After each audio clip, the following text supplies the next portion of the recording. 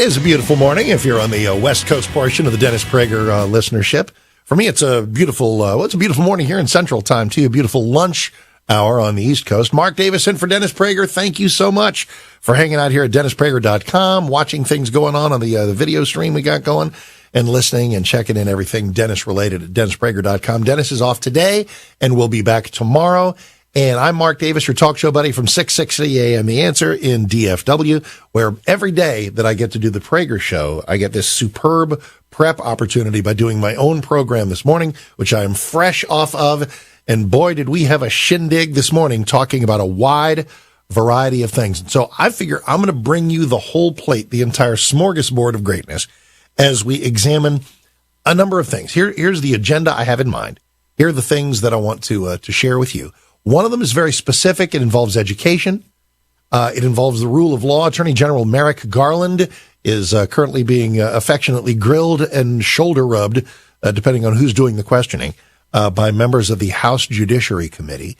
And we're sort of listening in at that. I've already got one wonderful exchange featuring one of my favorite Republicans of the moment, Congressman Mike Johnson of Louisiana, who absolutely placed before the Attorney General his possible financial conflict of interest with a close relative involved in, profiting.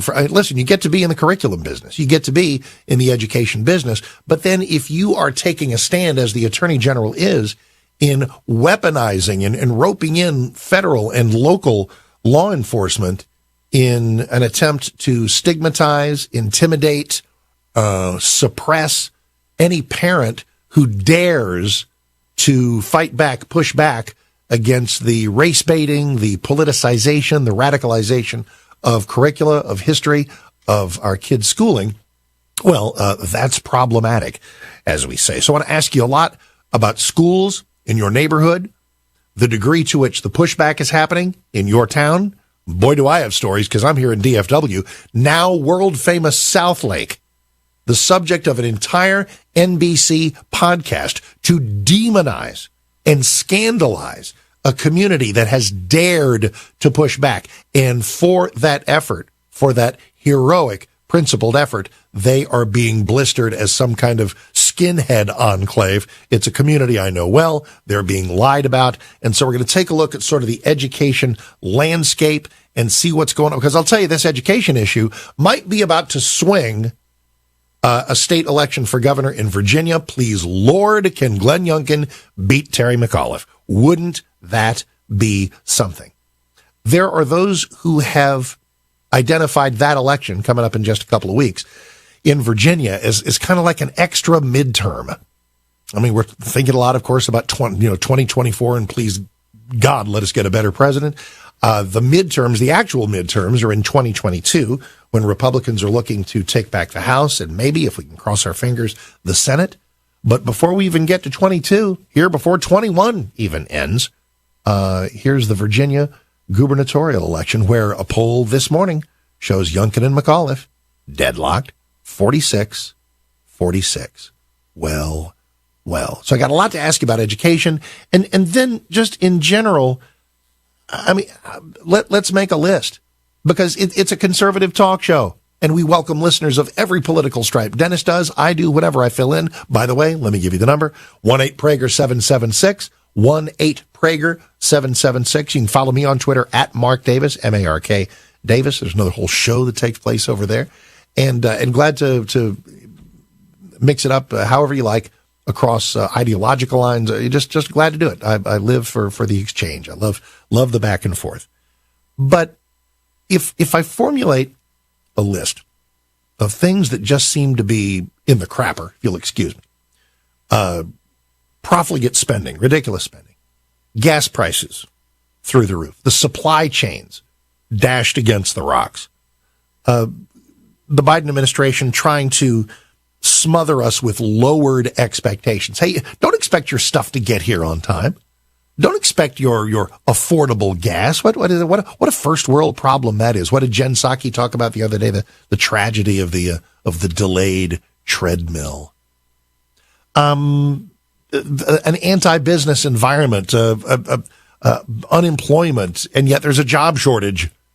skyrocketing crime, unlivable cities, schools that don't work, borders that don't work, a China threat that is shockingly unaddressed. Now, I could make a long list of things that conservatives object to. Oh, and I will. and I do so for a living and have for a long time. But in that list that I've made, aren't there some things that just anybody with a brain stem would take a look at and go, this is not good. This is not, this is not helpful. What's going on here?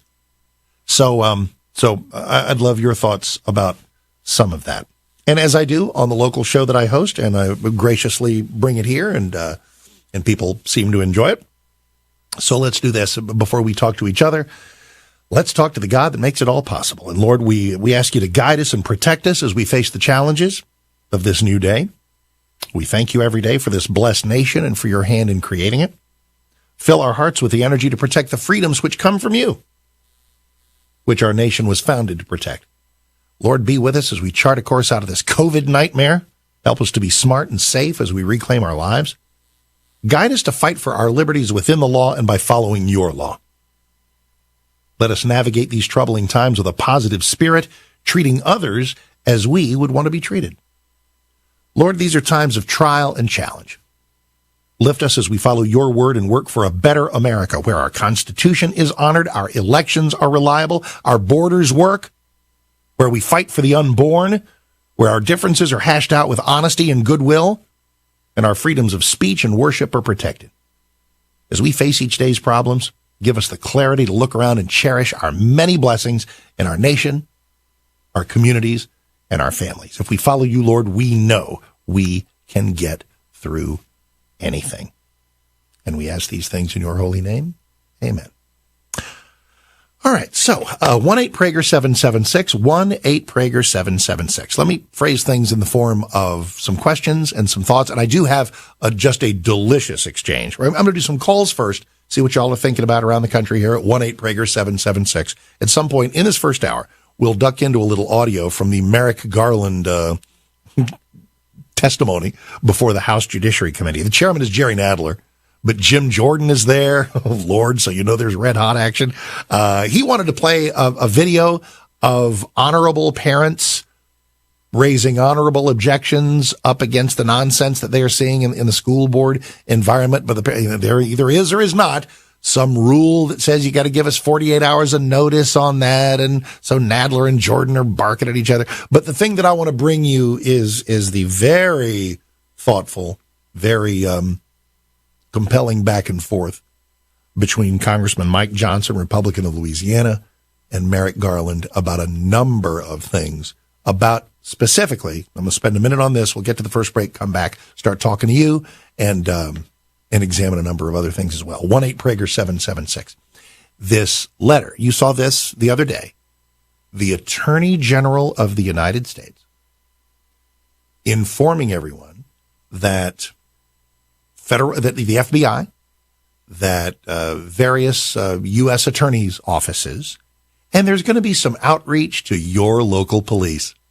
Your local police chief can expect a call from the federal government saying, yeah, hi, federal government here, and we just want to make sure that we can partner with you in an attempt to make sure that these crazy parents aren't terrorizing school board members. Now, anytime there's a movement afoot, you're going to have some people who are burning a little hot. Have there been moments in some of the school board meetings where a parent has crossed a line and gotten a little incendiary, a little combative? Yes. And you know what you do if that ever happens? If it really gets really bad, you have cops drag them out of the room. Boom! Problem solved. But what we have here is an attempt to conflate the very rare parental outburst that does cross a line with the very measured, very principled, and very effective, that's why they terrify it, movement of parents who are stepping into the breach and saying, we've been asleep too long. There's radicalization going on in our schools, and it's not all racial. Plenty of it is these days because the opportunism hangs thick from the rafters.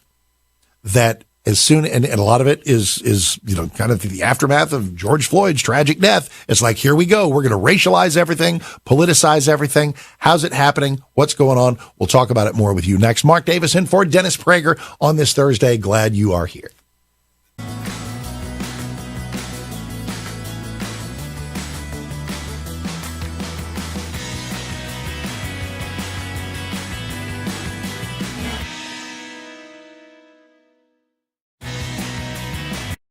There's no doubt about it. America is in the middle of a culture war. The battle between left and right is real. One side believes in American greatness. The other wants to tear it down.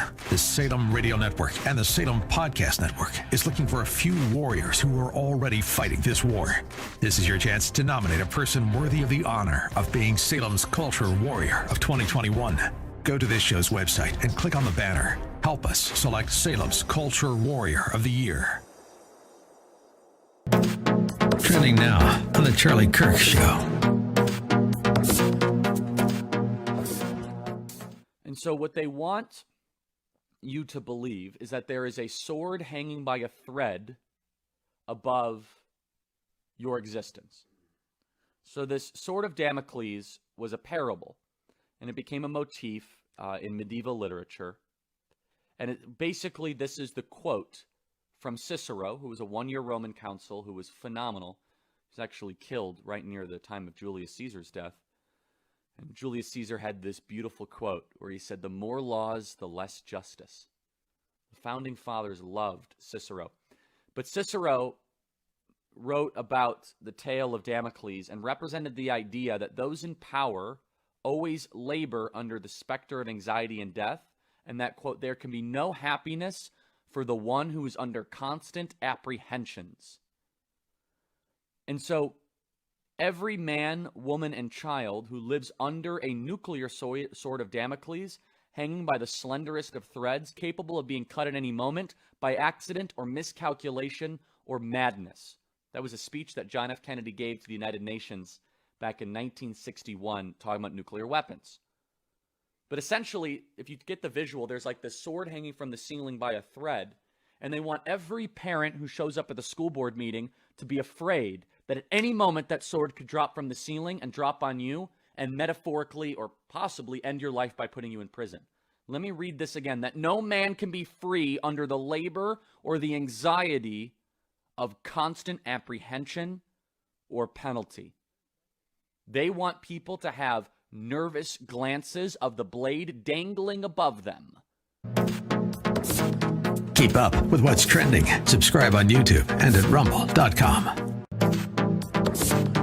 Trending now on America First with Sebastian Gorka. He is America. Captain America's trying, but nah, not so much. It's Superman. That's why kids have loved him. Adults have loved. When I saw Superman, I was, 8 years old, and I saw Christopher Reeve. You believed a man could fly.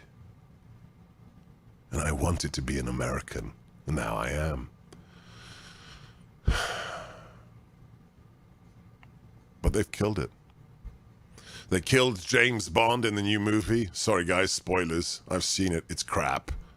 Don't waste your time. They killed James Bond. Dead. Gone. Because I guess what? He was too sexy? Too toxic in his masculinity? Gone! Keep up with what's trending. Subscribe today at rumble.com.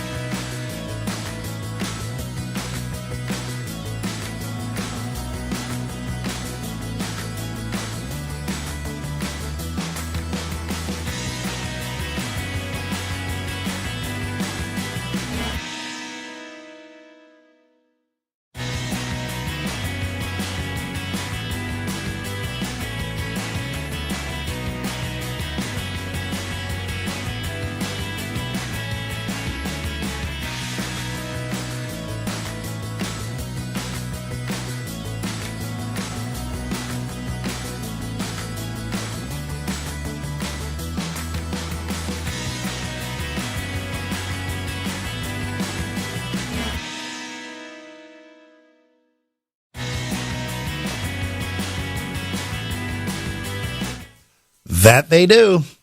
PragerU, an institution worth cherishing. Mark Davis in for Dennis. Dennis is back tomorrow, getting ready to go to your calls and talk about stuff I brought up, see what things are that you want to bring up in the midst of just the passing parade, this passing disaster. And it's funny because it's one party rule, right?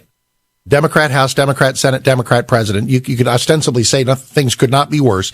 And yet Republicans unifying and preventing the nationalization of our election rules. It is a victory. Because on the supposed auspice, on the supposed basis of voting rights or, expanding rights to people and blah, blah, blah, because this just in, anybody can vote without difficulty. The notion that it's hard to vote is poisonous mythology.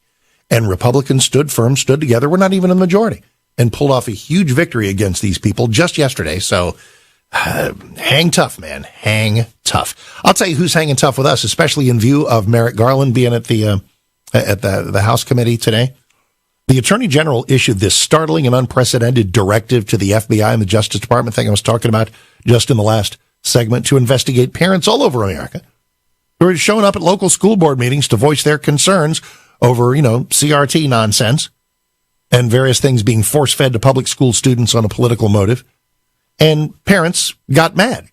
And they got mad in person. They got mad here on talk shows like this because the DOJ would be treating parents as domestic terrorists. So Alliance Defending Freedom is there. They're not going to stand for any of this. They're not going to stand for parents' free speech rights being abused. Here is ADF Senior Counsel John Birch saying that nothing like this attack on parents has ever happened before in our country. Worse than anything that we've seen in a long time. And you can be sure that if they do come forward and they persecute and prosecute parents who are simply doing their job to make sure that their kids are going to be well taken care of at school and not influenced by ideology which is going to harm them, then we're going to be there to defend those parents. That is exactly what ADF does every day, and they cannot do it without you and me. They cannot do it without you and me. Help ADF challenge these unconstitutional moves by going right now to DennisPrager.com. DennisPrager.com, and make a generous gift to guarantee that Alliance Defending Freedom has the resources necessary to take the Biden administration to court every day at lunchtime if necessary.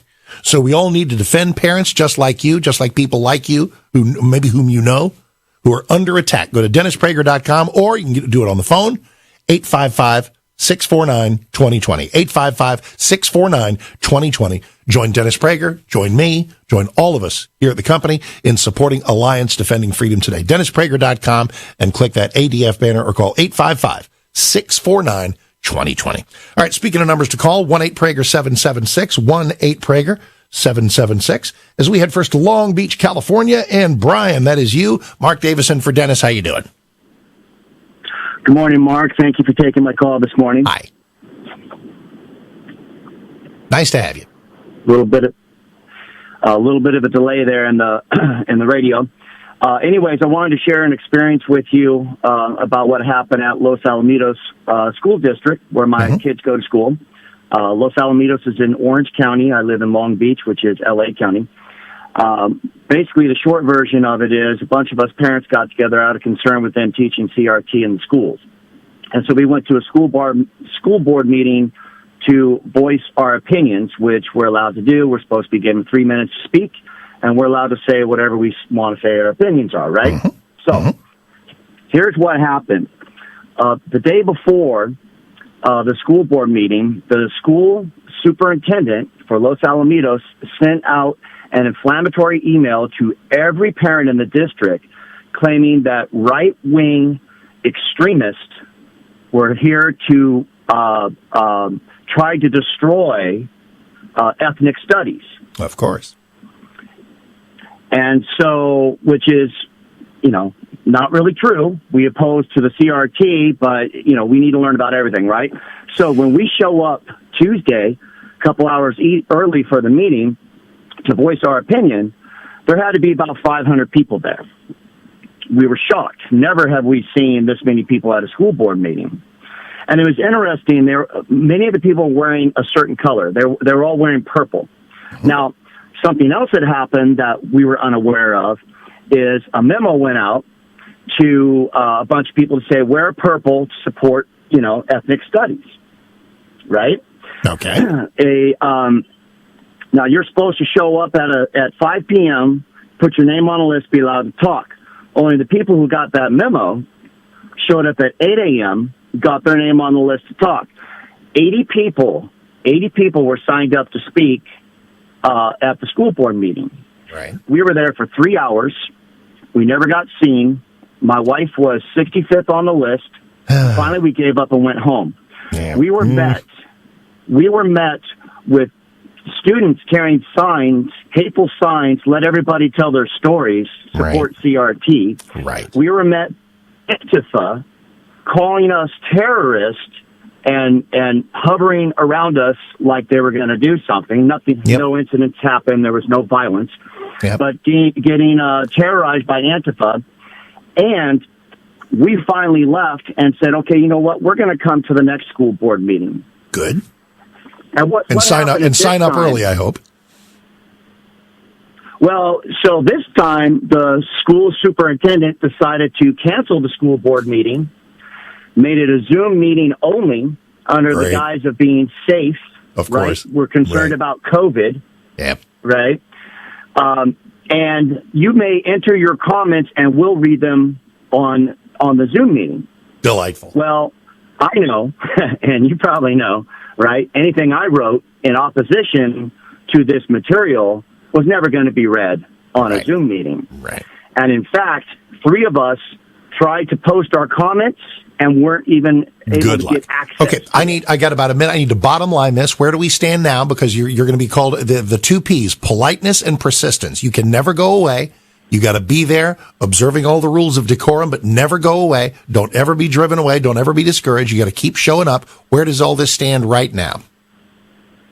Where it all stands right now is we are persistent, we are showing up, and in fact, there's a person that is kind of with us who is an attorney who has served notices to recall 2 school board members that are coming up for re-election, and we gather weekly to strategize and find out what we can do. Well, if they're coming up for re-election, why recall them? I mean, the bar for recall is way high. If they're coming up for re-election, then just unelect them. Persistence and politeness. Stories like this are everywhere, and you've got to stay on message, on your game, and thank God for folks like you. Let's talk a little bit about ethnic studies, black studies, whoever studies. If this was done like in a fair-minded, objective way, because I think there's value in learning about everybody's experience, the experience of black folk, experience of Hispanic folks, Asian folks, Native Americans. I'm all about that. But what these classes tend to be are exercises in grievance. Ethnic studies is elements of CRT. It is teaching kids to hate each other and hate our country. So there are all kinds of ways that they're going about this, and you got to know the battlefield. Mark Davis in for Dennis. Be right back.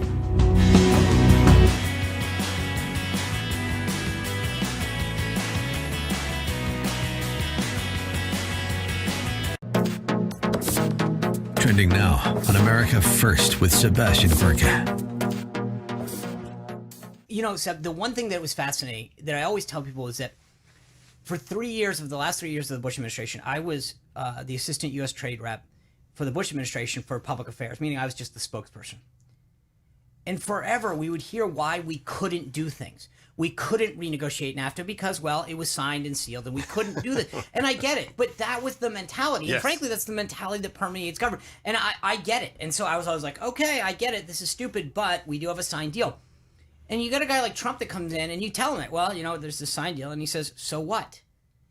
And it was one of the most refreshing things about it. And it was just, the thing that was so weird is if you think about it, why aren't more, because I don't think you should tear up everything for the sake of it. No, but just ask the questions. Right, ask the questions. Keep up with what's trending. Subscribe today at rumble.com.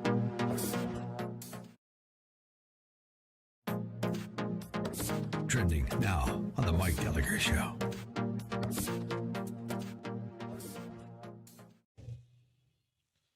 So Joe Biden thinks that an illegal chasing a U.S. senator into a ladies' room is part of the process and happens to everybody. Wow. I'm guessing nobody's able to chase Joe Biden into the men's room. I'm going to go out on a limb here and say that It's not part of any process he has to face. It's unbelievable the way the machine, the beast, looks the other way when something as reprehensible as illegals harassing United States senators gets a pass. I saw a great tweet, David Harsanyi, who we've interviewed on this show before. Our country is so free that illegal immigrants can yell at senators in public without worrying about any repercussions. That's how free we are as a country. To all the lunatics on the left who tell you how oppressive we are as a nation, how racist this country is, how miserable the United States of America is, we're so free that we let illegals harass, maybe criminally, U.S. senators, and we don't do anything about it. Tell me why these illegals harassing senators shouldn't be deported. Give me a good argument against that. Keep up with what's trending. Subscribe on YouTube and at rumble.com. Man, I miss my father, and I want him to be here with me, but he's not.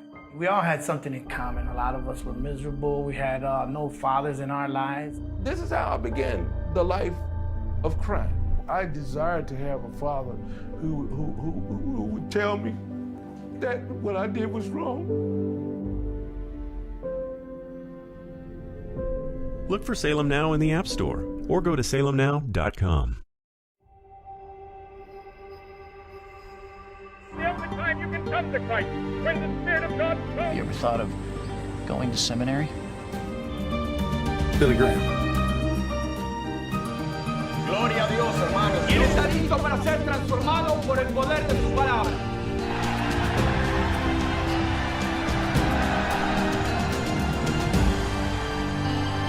Look for Salem Now in the App Store or go to salemnow.com.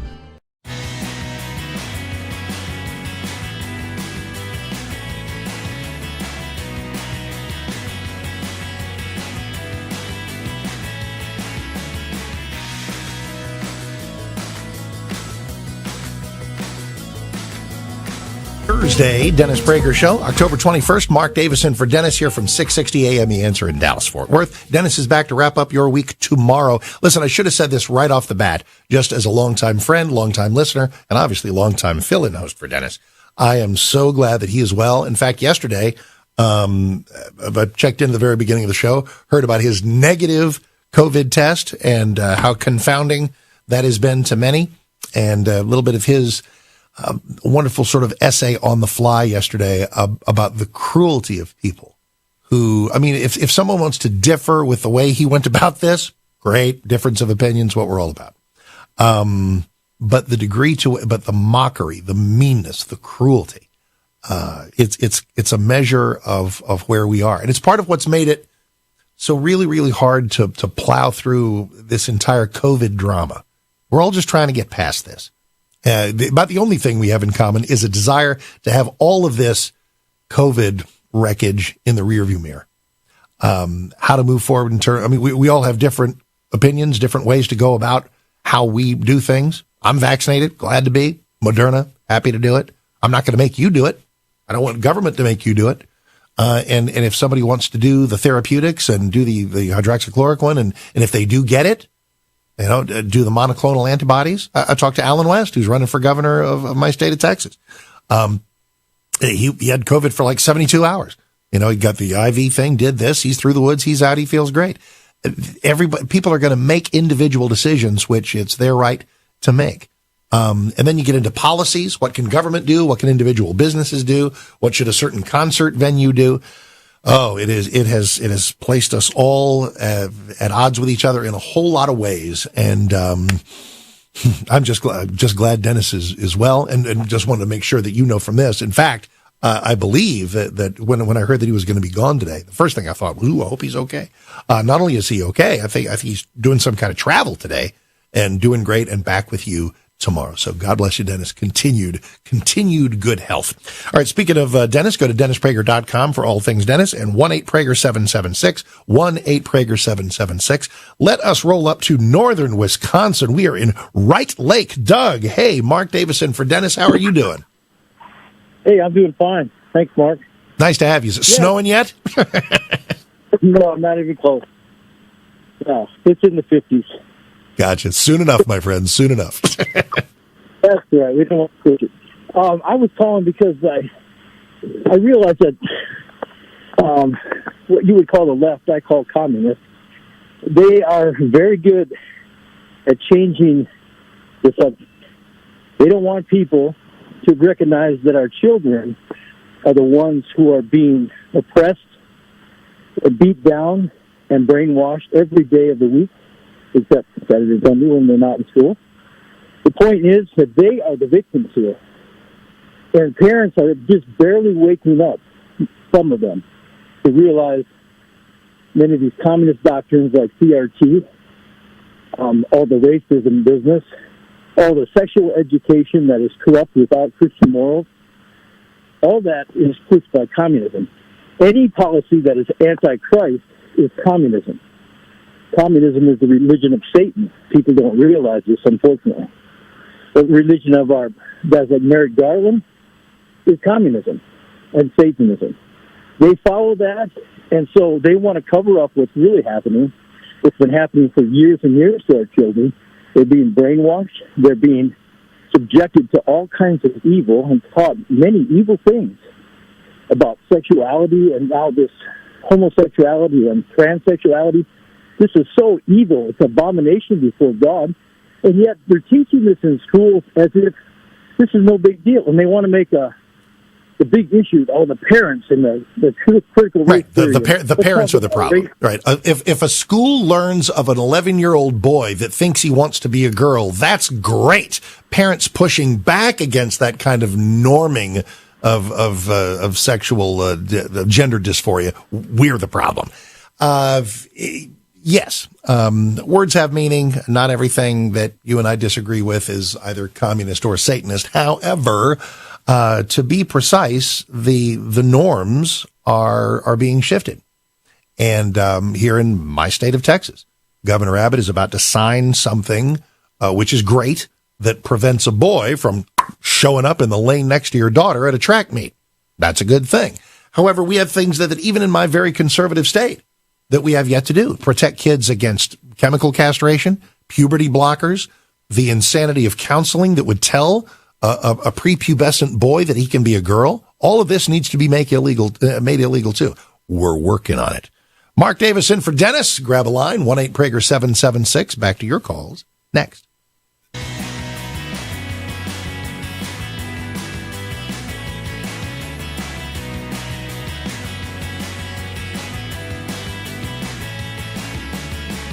Streaming on Salem Now.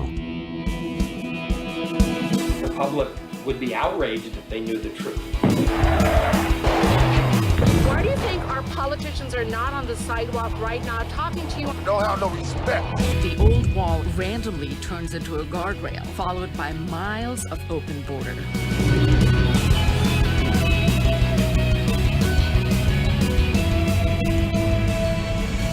Human trafficking gone. That journey is extremely dangerous.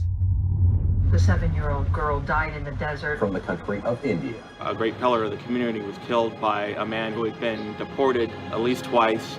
This little urn contains the ashes of my son. His dreams cut short forever.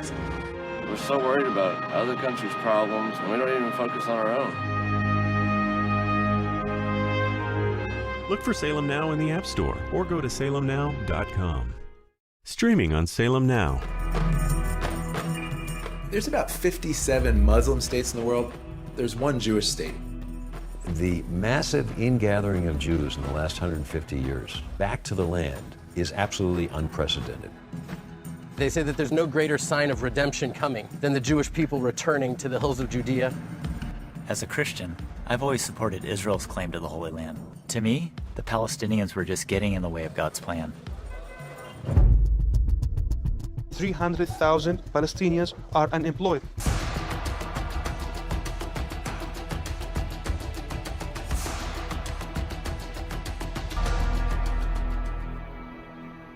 In spite of all the years of conflict, there's hope here if you know where to look for it.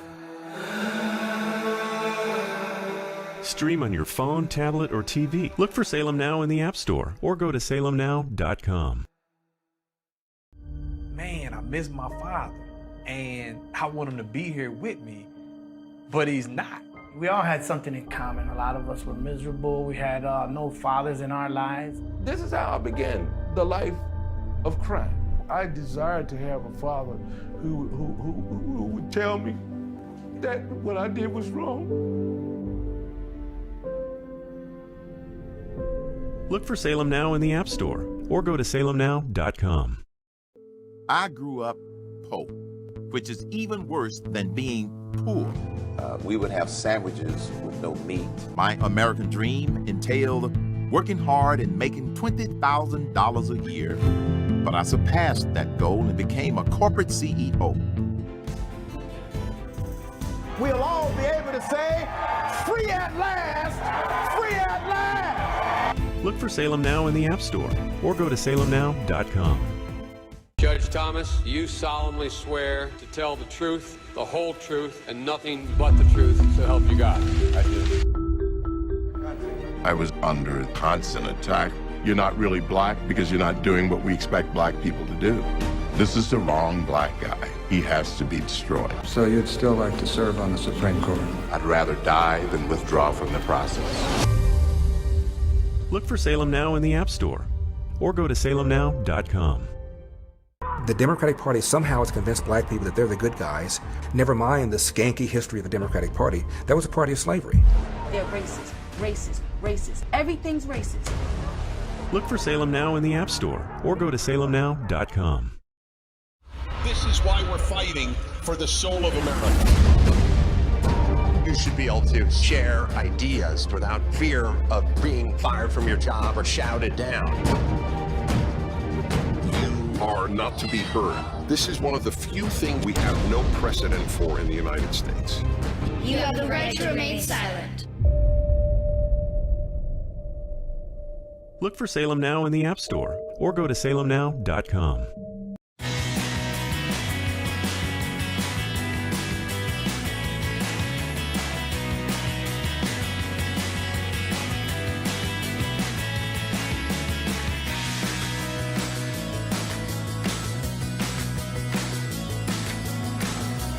Dennis Prager Show for this Thursday, October 21st. Mark Davis filling in. Back to your calls here in just a second. Have you noticed home prices have been skyrocketing for current homeowners? This can mean your home has more equity. And with today's high cost of living, your monthly debts are higher. Your ability to save money could be tougher than before. So I want you to contact Andrew and Todd at Sierra Pacific Mortgage and review those options for a cash out refi. If you have credit card debt, home improvement projects, or just need some more savings, this may be a dwindling chance to take advantage of today's low interest rates. Andrew and Todd can help you get cash out while rates are at historic lows. Go to andrewandtodd.com, andrewandtodd.com. Fill out their very simple form for a quick mortgage checkup, or you can call them 888-888-1172, 888-888-1172. Andrew and Todd at Sierra Pacific Mortgage can help you get back to financial security. Go to andrewandtodd.com. Or call 888-888-1172. All right, number to call to hang out with us is 1-8-PRAGER-776. That is 1-8-PRAGER-776. We are in Los Angeles. Julius, Mark Davis in for Dennis. How you doing? Hey, your last caller, I have to be honest. He's an idiot. Critical race theory is not communist. Sex education is not communist. It's like saying universal health care will lead to the command economy and the Soviet system. Now, you've given us three very different things. Let me hone it down because it wasn't a usage that necessarily I would have said. In fact, my concerns about critical race theory are not so much its roots, It and BLM have a certain Marxist appeal. It's about identifying a white supremacist capital. I'll be done in 20 seconds. I'll be done in 20 seconds, and then the floor is all yours. There's a Marxist root to some of its organizers, but I tend not to bog down in that. I tend to take things as they are in front of my face. My problems with CRT are the poisonous ideology, the seeing, the instructing of kids to see the life before them through a poisonous lens of racial grievance. It's just not the way to go. Floor is yours. Go ahead. Okay. Tell me how many schools are teaching CRT to sixth graders in this country? There are. Do you even know it? There are. You've asked a question. I'm going to answer it, and then you'll get the talking stick back. It'll be great. I'm glad you're here. I really am. You can find everywhere examples of elementary school exercises that start to make sure that kids are inculcated into this notion of white privilege, who's what color and who's not, beginning to help them see things through that racial lens that they want everything seen through. You know this is happening. If you're not, then read a paper. That's kind of being very general, because then that's like saying my nephew's school, he's about 7 years old. They're teaching that. They're not doing that. They're not teaching it in the schools that I'm in, which is over, Well, good. No, I don't think anybody's saying it's pervasive. I'm not saying that it's everywhere. It's not. But it is. It's the seeds are being planted, and it's a good idea to stop it before it becomes pervasive. Critical race theory. Are you talking about the one that they teach in graduate school as being the same? No, it has become a sort of a broad term, and maybe sometimes it's misapplied. It has become maybe, but here's the thing. I mean, the specifics of college level CRT as brought by some professor at some point, that's great. What people have done is they've taken that as a springboard to start teaching from high schools on down that we need to be teaching kids to see history through racial grievance, for them to resent this country, for them to resent each other, for black kids to be given the poisonous notion, that they have to carry this burden of systemic racism around with them at all times, and that's just not the way to teach kids anything. How much of that is overblown based on the fact of, like, for instance, that a school just banned books about Rosa Parks over in Pennsylvania, or that in Texas, for instance, in order to create a balanced history, they now want one school district. I don't know how this came about. Well, I can tell you because it's 5 miles from where I'm sitting. We should teach the other side of the Holocaust. Right. This is in the famous South Lake situation where a woman very inarticulately and very unhelpfully was using examples of how we need to find balance in certain parts of history. And by the way, balance is great, but there's some things that really don't have a contravening narrative, and the Holocaust is one of them. That's that was not a good moment. And by the way, if I don't know about the banning a book about Rosa Parks, of course you shouldn't do that. So anyway, but proceed. I mean, I think that people of goodwill can get together and talk about what makes sense and what doesn't. If anybody does go overboard in their opposition to CRT and starts getting rid of, like, great biographies of Rosa Parks or Frederick Douglass, something, of course that would be an overreaction. Of course it would. And I think that's because what I'm seeing, because I do see Fox News just on general principle, just to see like what everyone sees. I really prefer watching South Park when it's on Comedy Central. That's the type of guy I am. Okay, I just want to make that clear. But because you can't help but get away from the realities of everyone complaining in the world. From what I see, people get upset about these things, like sort of like the cause, like just teaching cause and effect. People get upset about how teaching the fact that racism did play a role in why blacks were kept down, and how that influenced the creation of laws, and that created a vicious cycle.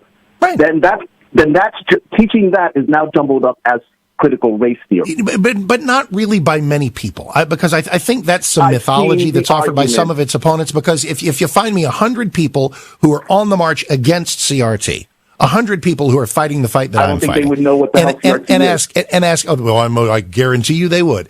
And if you ask them, are you against slavery being taught or the evils of Jim Crow? Of course they're not. Of course they're not. What they are against is in 2021. What they are against is in 2021 burdening kids with the lens of racial grievance, seeing everything through the lens of racial grievance. That's what they're looking to prevent, and I'm looking to prevent it too. Okay, can we go into the sex education part? Well, actually, no, because we're out of time, but I love you, and give me a buzz back anytime. Call Dennis anytime, or me next time I'm filling in. More of you are next. Mark Davis filling in for Dennis. Stick around.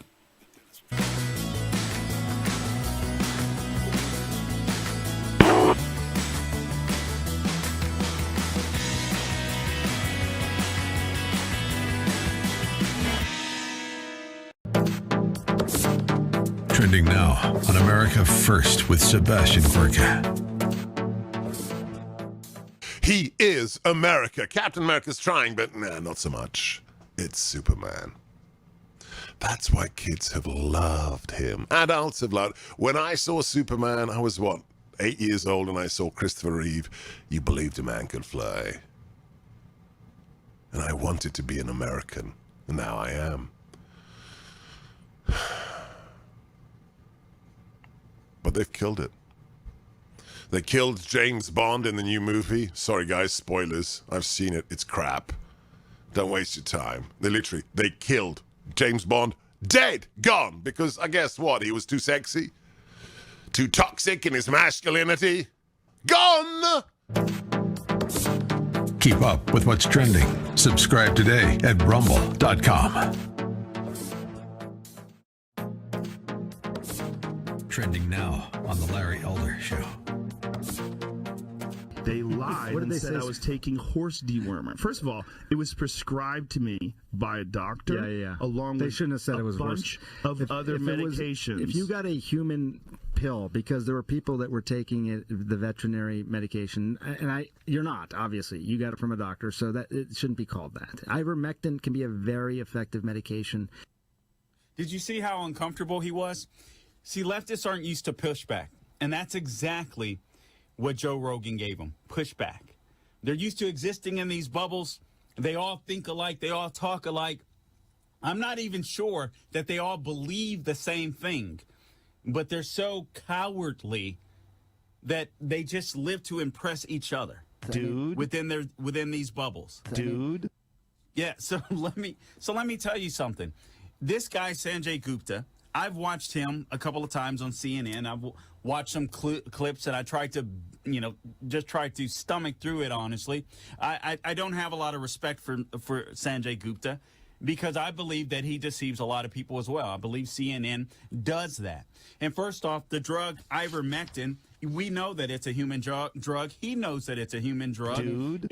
And Joe Rogan, my goodness, called him out on it. Dude. And it's a good thing. And by the way, let me correct the record. The medicine for animals is called neuromectin, not ivermectin. So not only is CNN lying about it, they don't even have the decency to look up the correct drug for you. This is why we cannot trust the mainstream media. They just lie. Keep up with what's trending. Subscribe on YouTube and at rumble.com.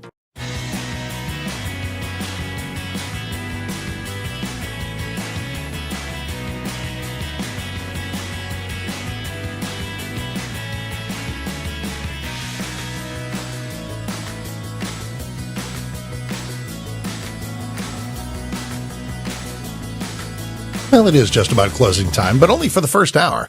1 down, 2 to go. Let's see what's going on the phone lines to close ourselves out, and then we'll move on. I got some other stuff to bring into the second hour. Everything on the lines, everything you want to call us about is still active, and we'll just add in, hopefully skillfully add in additional pastry layers of topicality here on this Thursday. Mark Davis in for Dennis, 1-8-Prager-776. We are in Pittsburgh, and Frank, that is you. Welcome. Mark Davis in for Dennis. How are you doing? Yes, thank you for taking my call. My pleasure. I was inspired by your opening prayer. Can you post it on Dennis's webpage? Oh, you are so perhaps? kind. Let me give you the best way to put it, and I get every once in a while people ask this.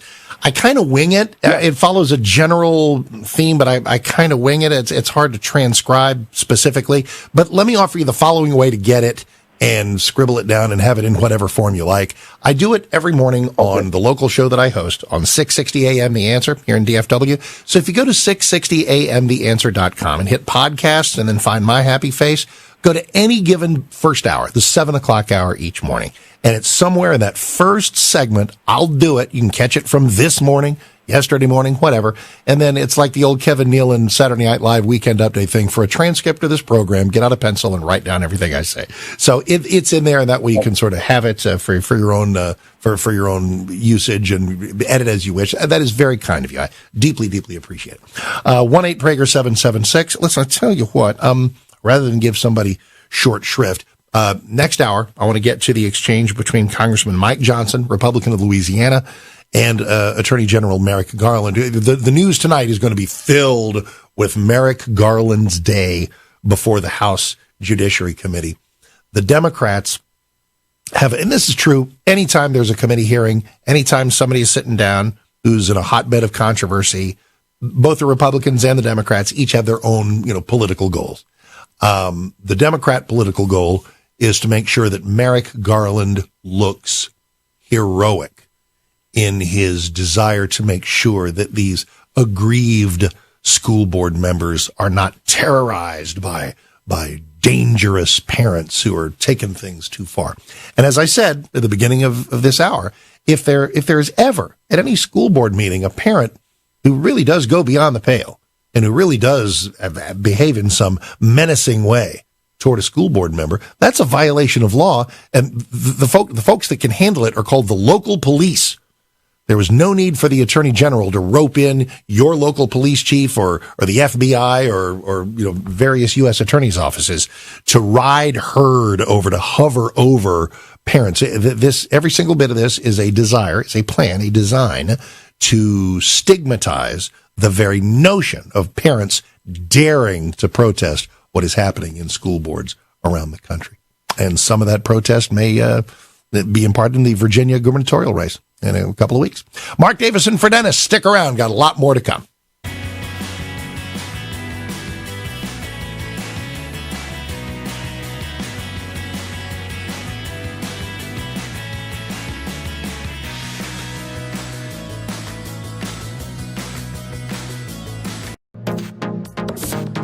Trending now on America First with Sebastian Gorka.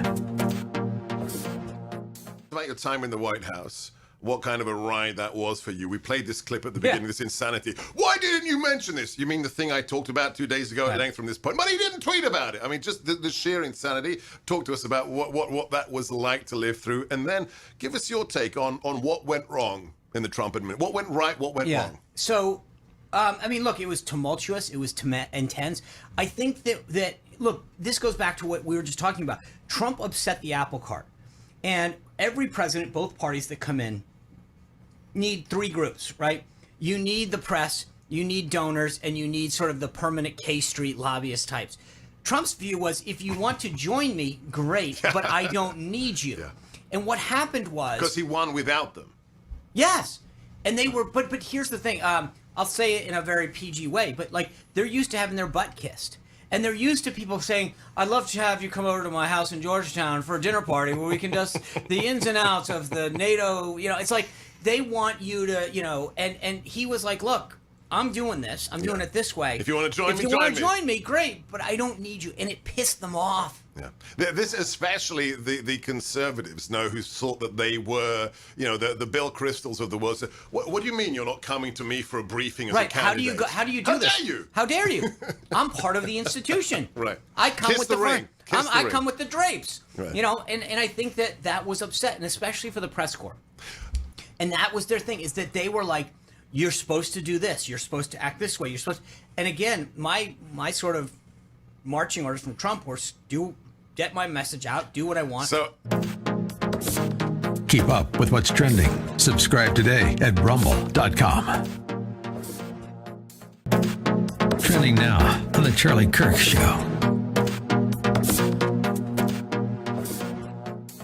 so what they want you to believe is that there is a sword hanging by a thread above your existence.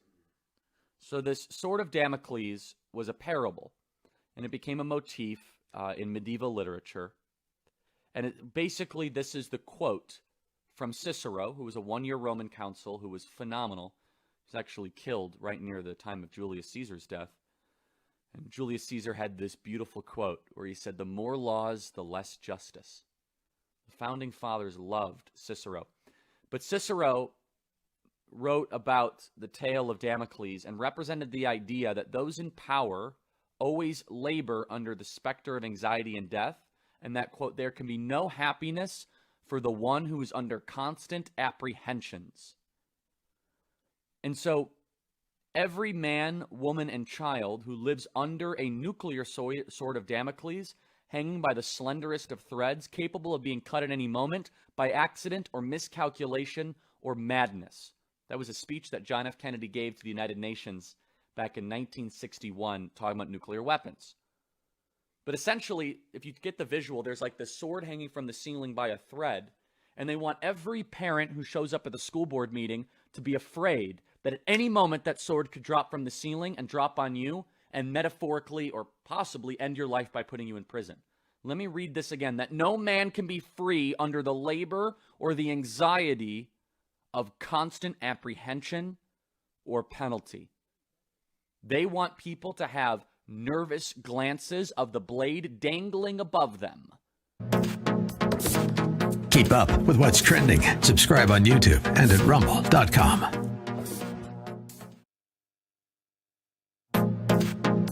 Trending now on The Hugh Hewitt Show.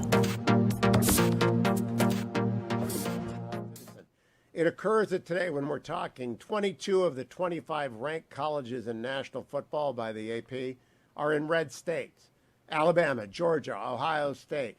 And in some of those 25 that are in purple states, like Penn State, are in the red part of the purple state. Only Oregon and San Diego State are in blue states. Do you have a theory? I do, as to why college football succeeds in red states far beyond the way it succeeds in blue states today? Well, I think it represents this. It doesn't, and it's unlike pro football, which has become performance woke art. I think a lot of people in these places incorporate going out to a Saturday football game as in the same sense as 4th of July or standing for the national anthem or singing God Bless America.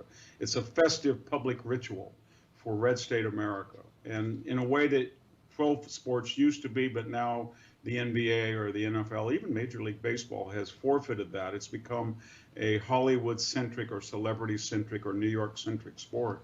So I think they're and actually their popularity is increasing as a result that people innately like sports, but they're shifting from pro sports, I think, to what you talk about.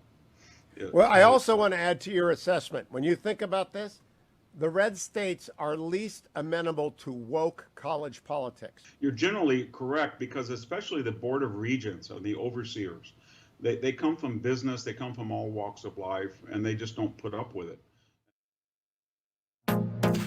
Keep up with what's trending. Subscribe on YouTube and at rumble.com. Streaming on Salem Now. Fiance? No, I can't be your fiance. You're gonna go. You're gonna be my fiance, and you're gonna be the most amazing, fascinating, most successful man ever. We're only gonna be there for a few hours, eat dinner, and I promise we'll have the best breakup of all time. My baby, my princess. Oh, yeah. Stream on your phone, tablet, or TV. Look for Salem Now in the App Store or go to salemnow.com. There's no doubt about it. America is in the middle of a culture war. The battle between left and right is real. One side believes in American greatness. The other wants to tear it down. The Salem Radio Network and the Salem Podcast Network is looking for a few warriors who are already fighting this war. This is your chance to nominate a person worthy of the honor of being Salem's Culture Warrior of 2021. Go to this show's website and click on the banner. Help us select Salem's Culture Warrior of the Year.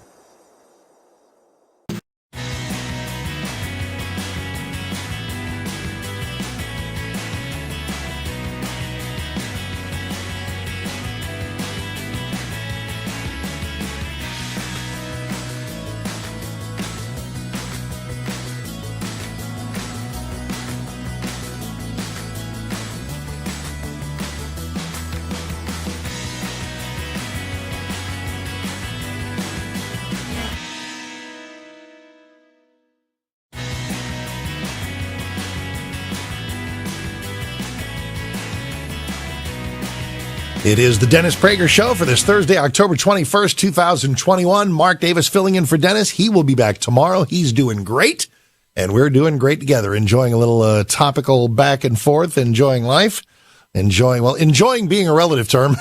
I always enjoy the dialogue, but there is plenty not to enjoy. There is plenty to note that is going on, and I think the thing that I do enjoy, no matter how dreadful things get, no matter how desperate the status quo, is the feeling that optimism is at hand. That it's an old adage that things get worse before they get better. I mean, would we be seeing these various nightmares if Trump had won a second term? I know he did. Well, another day. If Trump were actually serving as president now, would we be experiencing the spending that we are now? Would we be experiencing the spike in gas prices that we are now? Would we be experiencing the destroyed supply chains that we are now? Would we be suppressed by this wet blanket of lowered expectations like we are now? Would we be saddled with an anti-business governmental vibe that exacerbates unemployment and throws money at people not to work? Would we have skyrocketing crime, unlivable cities, broken schools, and broken borders? I'm not pretending that it's all nirvana. It's all, unicorns and rainbows if Trump had won a second term or if we get a Republican president in 2024. I'm just saying that I believe that as bad as those things are that I've just mentioned, that it's not just the conservatives who are noting them. It's not just the people, who voted against Biden who are noticing this. There may be actually some buyer's remorse on the part of people who actually believed him when he said, "Oh, I'm going to unite people. We're build back better." Build what? Back better from what? Back from what? America's back on the world stage. Oh, we're back, all right. Back in our kneeling position, back in our position of supplication to the world's terrorists and tyrants. Now that's back. I didn't want that back. So moving forward, I'll just say that I sense that help is on the way, that there will in the 2022. I mean, I'd love to sit here and tell you that I know Glenn Yunkan is going to win in Virginia. We have a lot of D.C. and Virginia affiliates. It's up to you guys. I can't wave some magical talk show guy wand and go, "Ooh, here we go. Glenn Youngkin's going to beat Terry Mcauliffe," because this is still a purple-leaning blue state and has been for a while. Not because of Blacksburg or Charlottesville or Lexington or Hampton, but it's because of those infernal D.C. suburbs. It's Fairfax. It's Alexandria. It's Arlington.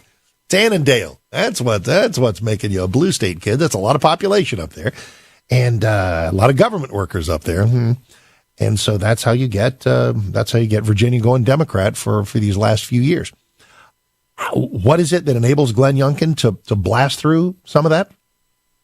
In the way that Trump did, what you've got to do, and what the Republican standard bearer needs to do in 2024, is get people to vote for him, her, who may be voting Republican for the first time in their lives, or people who are voting Republican not because they've forever been a steadfast conservative, but because they look at what's going on now. They just say, "This is not working. This is not good. The store shelves are empty. Gas costs $4 something a gallon. The borders are falling apart. Our schools are falling apart. Crime is spiking everywhere. This is not working. No, time to give these other guys a chance, huh? So why not? 1-8-PRAGER-776, 1-8-PRAGER-776. Let us, we got some folks who've been holding during the news. Let me take care of them. Got some audio to play for you from this morning, from this morning's Merrick Garland Festival there before the House Judiciary Committee, and a number of things that I have yet to even bring up. So if there are things you want to bring to us, 1-8-PRAGER-776, DennisPrager.com for all things Dennis. And you can follow me on Twitter and shoot me a little something. I'll take a look during the breaks at Mark Davis on Twitter, at MARK Davis, Mark Davis on Twitter. We are in Covington, Georgia. Mark Davis in for Dennis. How are you? How are you doing today? Very good, thanks. Thank you for taking this. I listened to your caller from Los Alamitos, and it kind of made me sick in my stomach if that was true, because I owned the local newspaper from 98 to 2005 and lived there. Wow. And the people there are majority, and I think still are, conservative, and as Orange County was. And, you know, my point is that to see that happen, it just reflects to me always, because I was in the newspaper business almost 50 years, that with the death of community newspapers, there's no more checks and balances. And this would have never happened back when I was there from 98 to 2005, because we'd have the story covered. We'd be there at the school board meeting. I doubt whether anybody was there. Unless maybe the Orange County Register. I don't know. For those that don't know, let me help. For those that don't know, let me help some people out for a minute. For those that don't know, last hour a gentleman called from that community in California who said, "We're trying to show up. We're trying to push back against the radicalization of the curricula. We're trying to do this, et cetera, et cetera." And what they were met with was a massive opposing protest movement, which is fine. Everybody's got the right to show up in whatever numbers they have, but they showed up 8:00 in the morning and took up all the speaking slots, et cetera, et cetera. Any school board needs to make sure that it's not first come, first serve, but rather a representation across the board of what people want to say, so that they can have there's a diversity that matters, a diversity of opinion. And the gentleman found that the board was outright hostile to one particular side of that debate. Go ahead. That having been said, your point, and I would agree with you, huge fan of community newspapers, but it depends on the community newspaper, doesn't it? It depends on who's doing the job, and that local journalism, whether it's a small paper or large, needs to be willing to show up and actually tell both sides and actually be fair. I agree with you, Mark. The problem is that social media, which I never thought was going to happen, has basically killed the local community newspaper. Yeah. I always thought it was going to kill the big newspapers, but it's killed that. And again, with that was a check and balance that was always there. That, people like this new superintendent, I don't know who it is now, and these people that showed up in purple shirts, if that's the case, I'm going to also suspect that many of those weren't from that area. I would throw that into the mix. Wouldn't surprise me.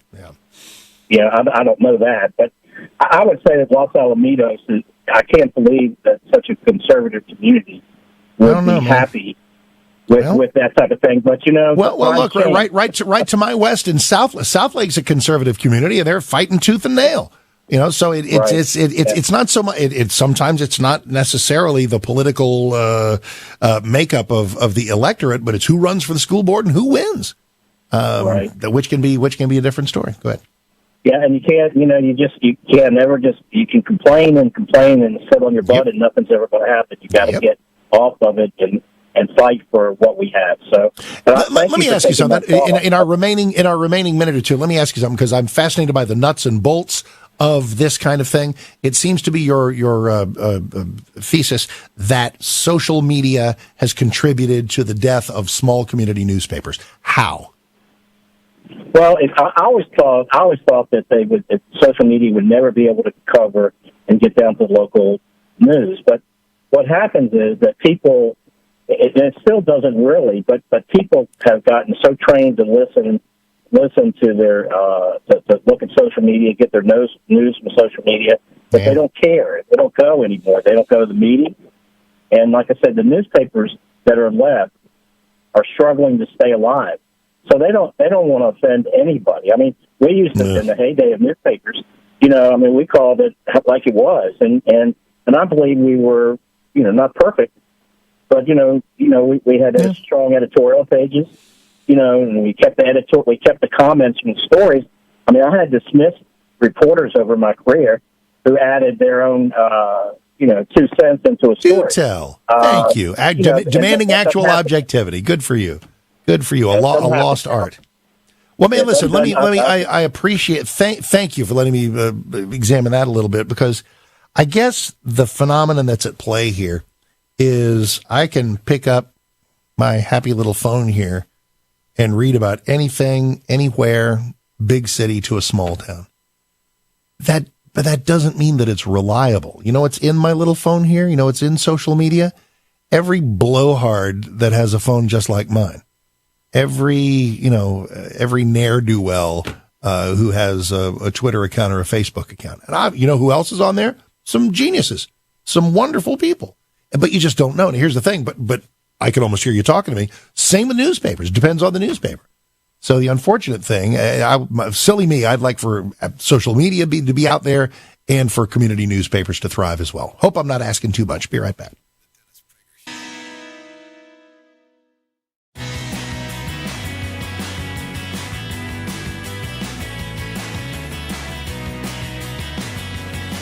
Streaming on Salem Now. Fiance? No, I can't be a fiance. You're gonna go.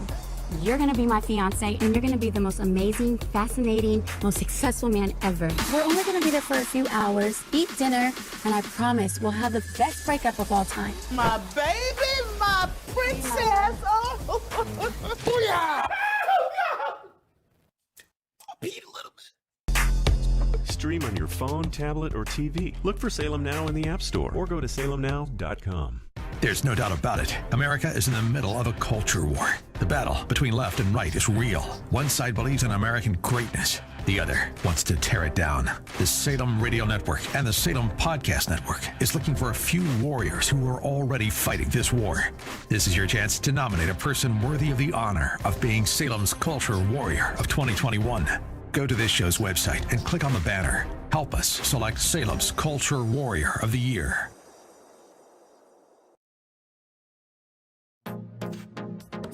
Trending now on the Mike Gallagher Show. Bank transactions. The Democrats want the IRS to snoop around and check out what you're doing if you have a bank account with more than $600 in it. They want to get involved in your PayPal transactions. You're sending money to your kids. The IRS wants to know all about that. They think they can drag more money out of us. Like the IRS.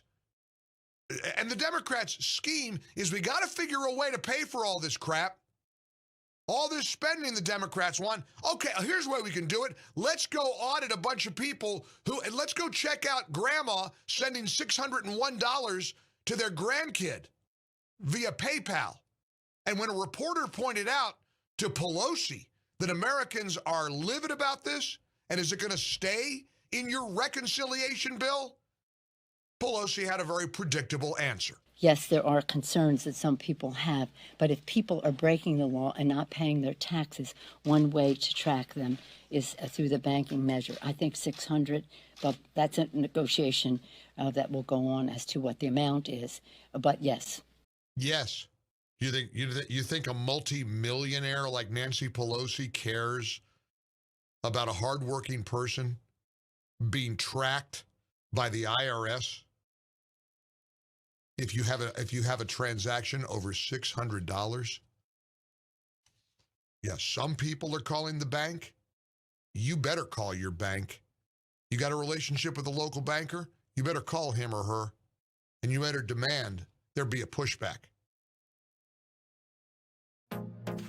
Keep up with what's trending. Subscribe on YouTube and at rumble.com. Trending now on the Dennis Prager Show.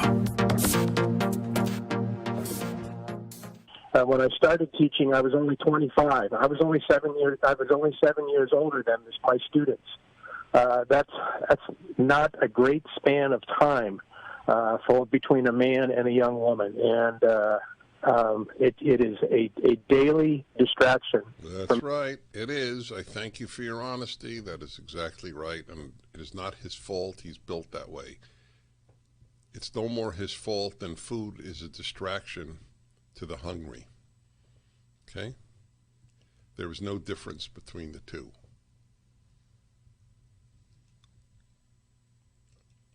So I'll tell you an interesting story, really interesting. Many years ago, and I can't find this on the internet. Maybe one of you can, and that would be of great help to me.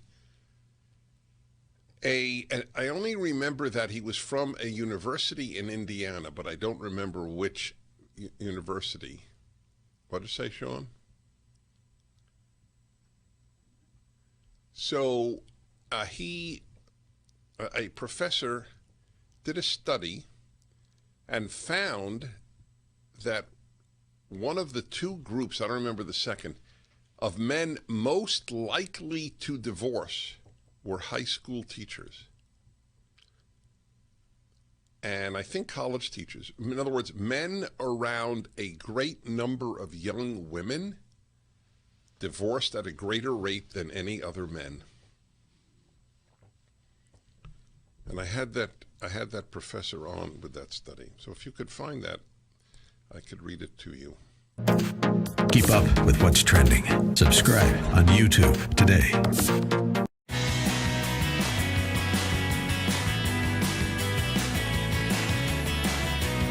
Attorney General Merrick Garland issued this startling and unprecedented directive to the FBI and the Justice Department to investigate parents all over America who have been showing up, as we've been talking about, showing up at local school board meetings. How dare we? To voice our concerns over CRT. And the Attorney General's move sparked outrage from parents because all of a sudden the DOJ seems to be in the mood to treat protesting parents as some type of domestic terrorist. Who's fighting back against that? The Alliance Defending Freedom. So help us help them at DennisPrager.com. Click the ADF banner, DennisPrager.com. And there's a phone number as well, 855-649-2020. 855-649-2020, because they're taking people to court. And they will take people to court to make sure that your rights are not trampled. It's the Alliance Defending Freedom. Check them out, DennisPrager.com. Make as generous a gift as you can because they do it for free. If somebody's rights get trampled, ADF rides in, helps them out, doesn't charge them. They do it for free. So they got to get paid somehow. This doesn't happen with some type of magic fairy dust. It's folks like you and me helping them out. So let's help them out at 855-649-2020, 855-649-2020, or click the ADF Alliance Defending Freedom banner at DennisPrager.com. All right, phone number is 1-8-PRAGER-776. Let us return to your calls. We are in Los Angeles. Veronica, Mark Davis in for Dennis. How are you? Happy Thursday. Hello. Hey, how are you?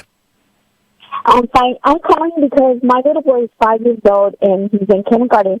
And at his kindergarten, he has to wear a mask all day long from 7 in the morning to 2:40 after school. But my concern is they stamp him with an ink all day on his little hands. And I asked the school, is that toxic? Is it non-toxic? And they tell me they don't know. And, I missed something a little. Veronica, go back about 10 seconds. They stamped him with what? They stamp the little kids, all the little kindergarteners, with a stamp on their wrist that they pass the COVID question every day with a stamp. Okay, so I don't know if the stamp is toxic or not toxic, because it's bad enough he has to wear a mask all day, then run around the playground with a stamp of ink on him, you know? Well, Veronica, in a world that is filled with things to worry about, if we've been stamping each other with ink, since the history of humanity and the history of ink. So I don't think I'd. So is there anything other than whether the stamp is toxic that we can cover today? Well, no. Well, then, the little boy in his classroom had COVID, and his little class is at his desk, and they told me not to send him to school until I get further notice.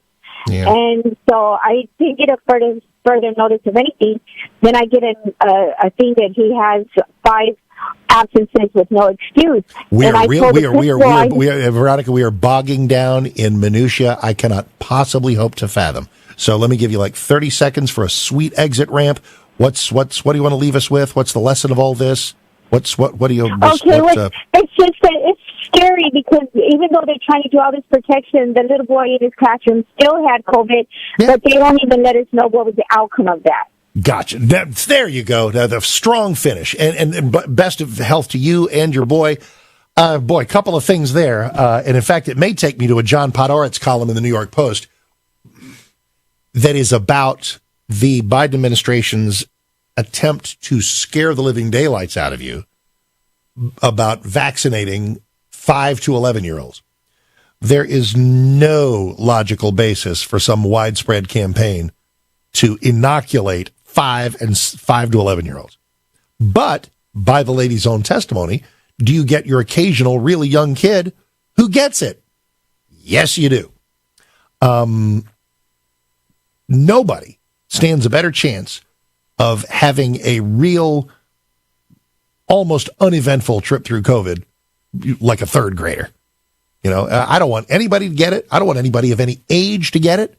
And if as these vaccines come out for the ages 5 to 11, if you want to vaccinate your, prepubescent kid, knock yourself out. That is your choice too. Some of the rhetoric, and I'm going to do a couple more calls. I may do the John Podhoretz column in the very next segment because it's great. He totally nails it. That what the Biden folks are trying to do is just change the subject from supply chain, gas prices, unemployment, wrecked economy, dysfunctional borders, crime spiking, unlivable cities, stuff like that. Let's see here. I got room for another call here before we go back in. Telephone number is 1-8-Prager-776. We are in Spartanburg, South Carolina. Ronnie, hey, Mark Davis in for Dennis. How are you doing? Hey, good, Mark. I just wanted to answer your first opening question.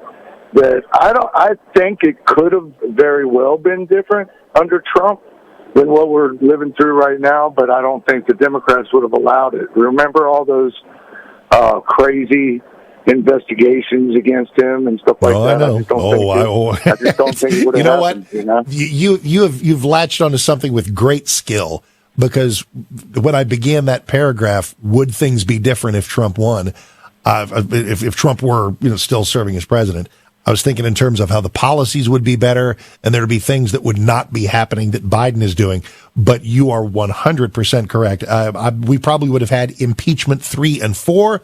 There'd be other, who knows what kind of other wreckage they would be attempting. I'd still take it. Lord knows I would still take it. But I think now you're running right to the root of the quandary some people have over whether they want him to run again. I thank God every day for the Trump presidency and every day of it.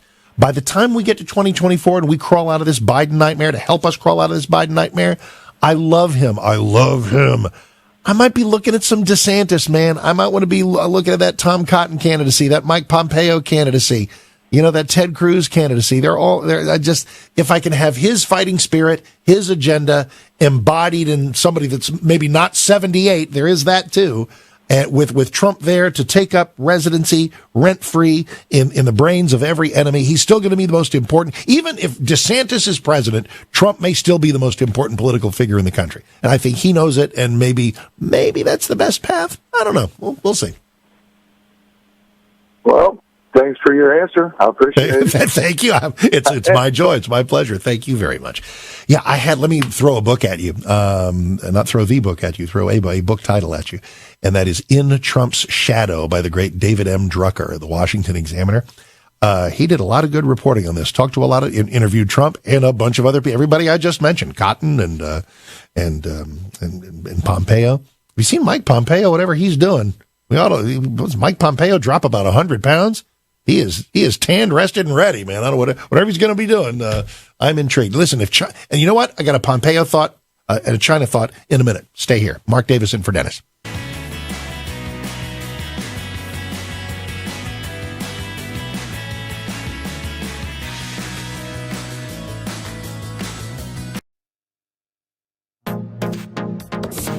Trending now on the Eric Metaxas Show.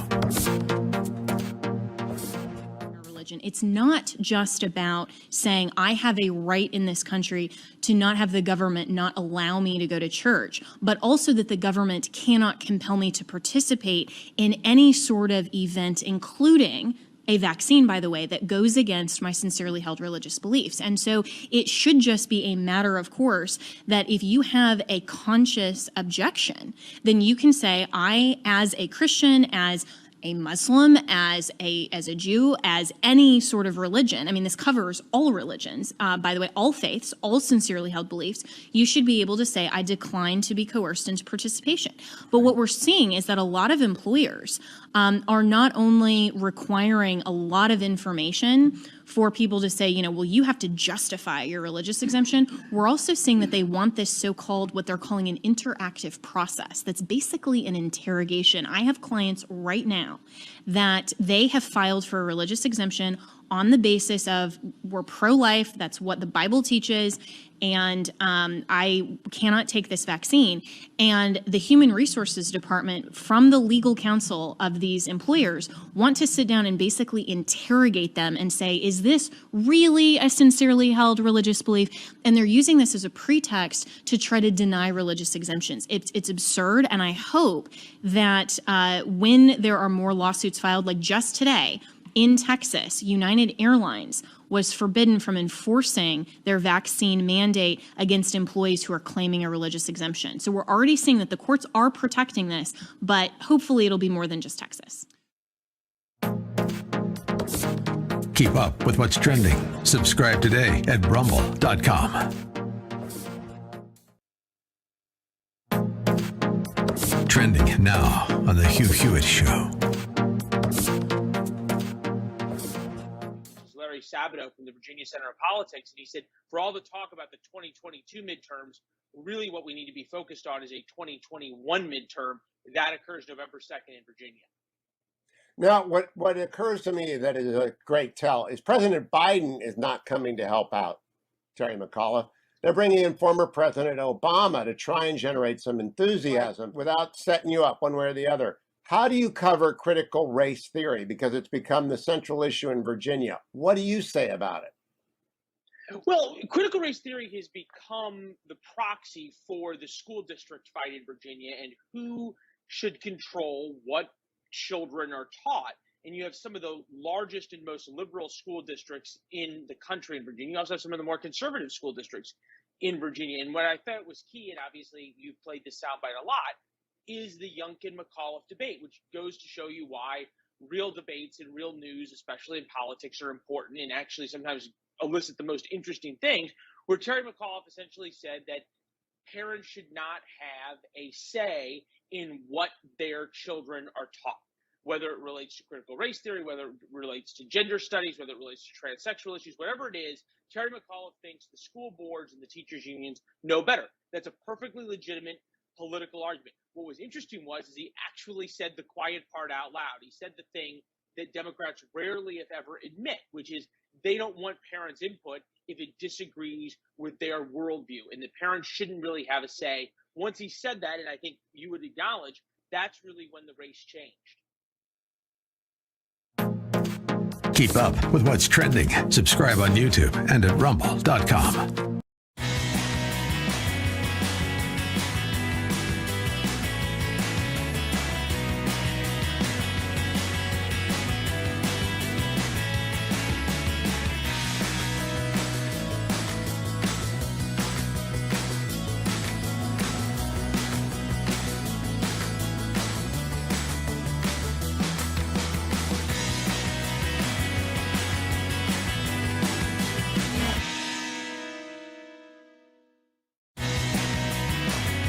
First of October.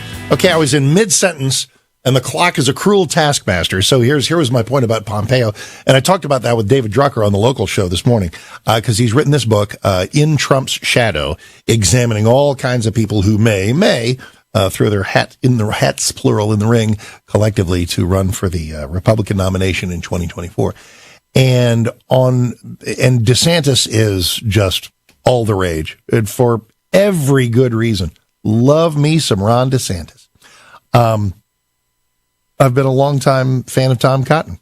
Been a longtime fan of Pompeo from before he was Secretary of State. But do you know what might be playing right into a Pompeo presidential run? And that is if this China nonsense intensifies.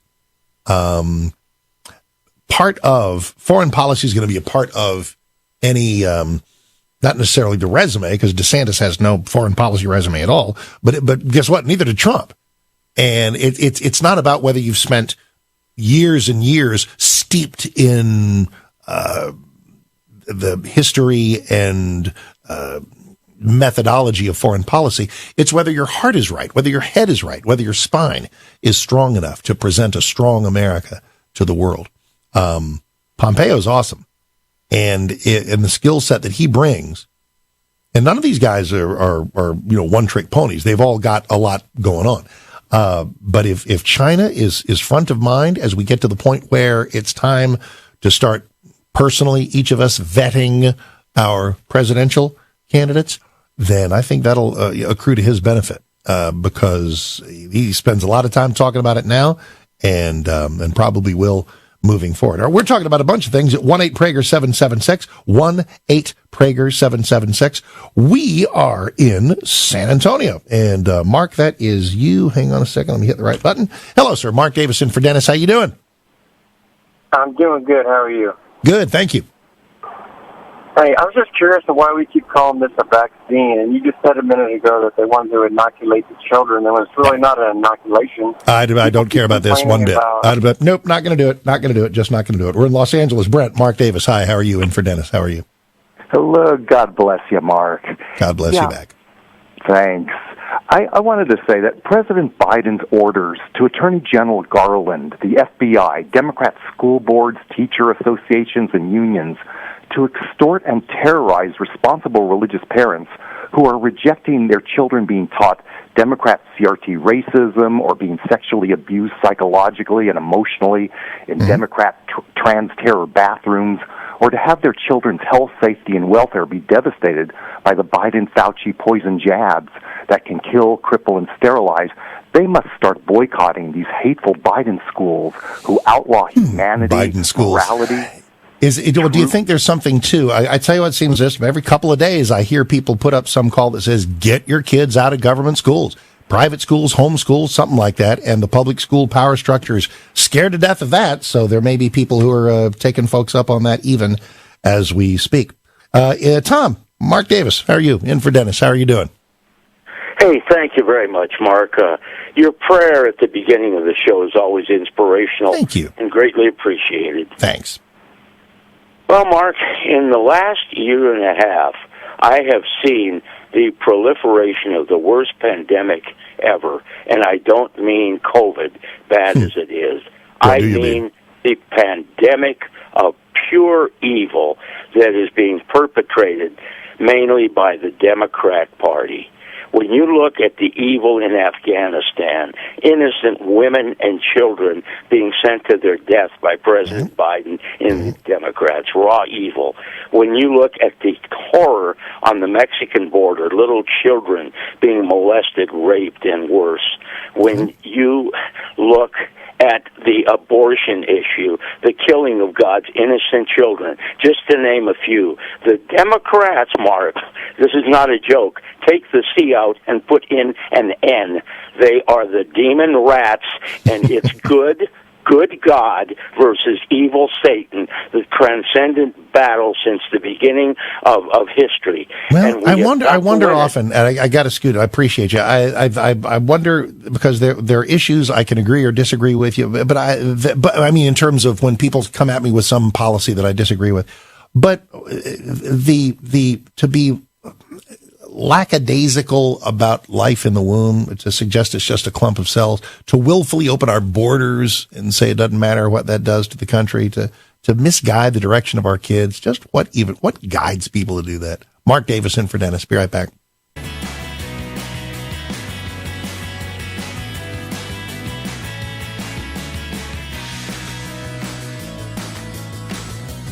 Streaming on Salem Now.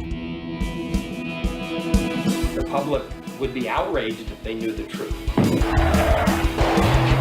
Why do you think our politicians are not on the sidewalk right now talking to you? Don't have no respect.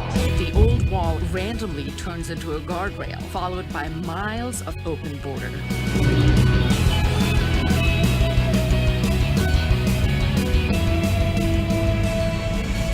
Human trafficking. That journey is extremely dangerous. The 7-year-old girl died in the desert. From the country of India. A great pillar of the community was killed by a man who had been deported at least twice.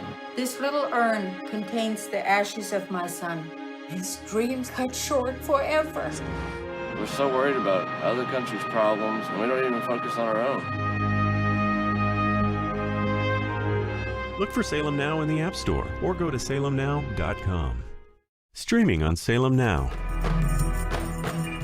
There's about 57 Muslim states in the world. There's one Jewish state. The massive ingathering of Jews in the last 150 years back to the land is absolutely unprecedented.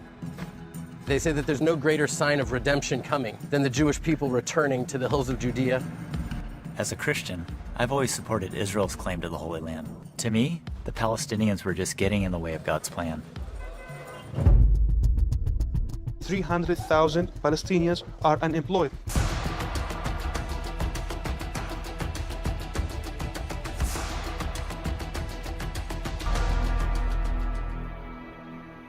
In spite of all the years of conflict, there's hope here, if you know where to look for it.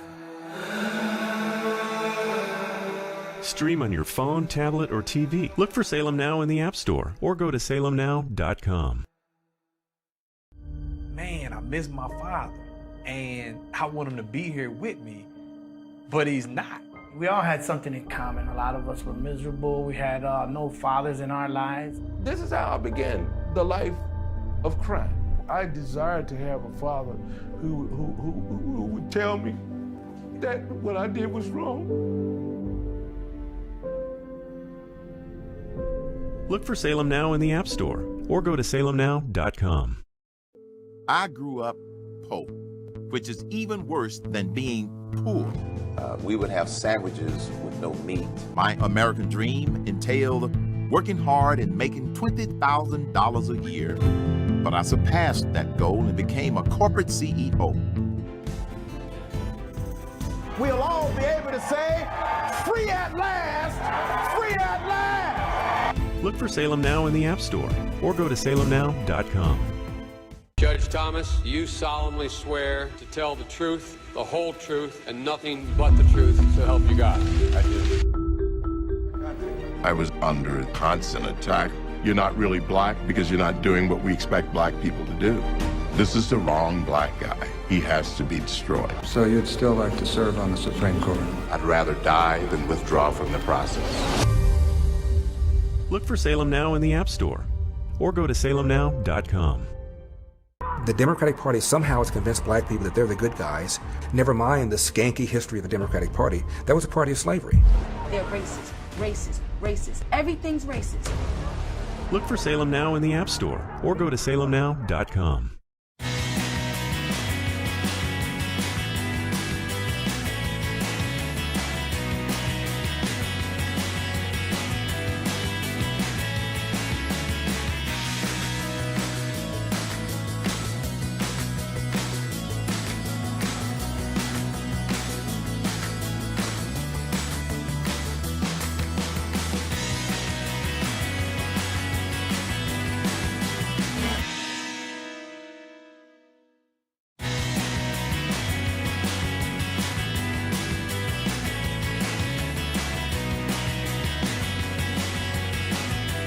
This Thursday, the 21st day of October, 2021. Mark Davis in for Dennis. Dennis will be back tomorrow to finish off your week. We got a lot of topical plates spinning, and it's a joy to handle all of them with you at 1-8-PRAGER-776, 1-8-PRAGER-776. We are in Deer Park, Illinois, and Tom, that is you. Mark Davis in for Dennis. Good Thursday to you. How are you? Hi, Mark. Thank you for taking my call. Sure. I told you call screen. I was curious if you'd have Kevin Williamson from National Review on. I'm going off recollection. I'm paraphrasing because I'm behind the wheel. But he was talking about talk radio in general and your Dallas show specifically about a smart guy that acts galactically moronic for the audience. It's funny because I think, first of all, I'm familiar with Kevin. Kevin does a lot of writing for National Review, et cetera, et cetera. Over the years, he's done some things I've agreed with, but then Trump hatred ate his brain and his soul. So that just is what it is. I think Kevin did at some point take some cheap, stupid pot shot at me, which I spend zero time caring about. However, I will tell you, as far as I'll have dialogue with anybody. I rather enjoy mixing it up with people sometimes, and usually when people insult me, it's kind of entertaining because it's many times, not all the time, because sometimes it's deserved, but usually it shows me that I'm onto something. So what would be the source? What would be the source of your curiosity about that? How do you think that would go? What would be your desire to have that happen? Well, I'm kind of tuned in. I'm right, center, right, and I just watched like the devolution of, and I'm using air quotes, conservative talk radio turn into right wingery, and I know some guys that are and were in that business. And it's like I don't even recognize them anymore. All right, well, then let me. I'm curious because I'm obviously a fan and historian and student of my industry. What has changed for the worse? 10 years ago versus now, 20 years ago versus now? What is it that has bothered you so much? Well, I guess it probably saw it coming, but it really manifested itself when Trump started walking through the primaries. And, like at Salem, they said, hey, you guys got to back Trump. Not at all. Michael Medved took a hike. Not at all. And nobody ever said you had to back Trump. But maybe the memo did come down at some point that you can't bag on him every day. Maybe there's that. So I think we're onto something here. Your overall problem with conservative talk radio, broadly defined, is that conservative talk radio rather enjoyed Trump and you didn't. Okay. I mean, it's just been 5 years since I've heard, the likes of a Jonah Goldberg or a George Will or God help us. Well, here's it's funny because, and pardon my retort, because these guys have their own platforms. They're great. These are guys who hate Trump's guts. That doesn't, this analogy doesn't always work because you think of a music station playing songs that the audience likes, a country station playing, the Ramones is not going to go well in conservative talk radio. And listen, if it were different, I think you would hear different things, but the vast majority of conservative America thanks God Trump was president every day. If you don't and Jonah don't and George Will doesn't, then maybe that's y'all's deal and not my problem. Well, it's your radio show, and Salem has every right to do what they do. My personal mark, and again, I thank you for the call. Sure, I love you. I don't think you're doing the conservative movement, the Republican Party, and even now we're on to something. Now tell me that I always love this. Tell me how the fact that I love what happened during Trump and you don't. Tell me how that's not just a difference of opinion that you and I have, but somehow I and like 90% of Republican America tell us how we're the problem, how we're disserving conservatism. Please enlighten me. You're not having any intellectual conservatives on. They've been purged. What? No, excuse me. Your definition of dude, I'm an intellectual conservative. Your definition of it is somebody who hates Trump as much as you do.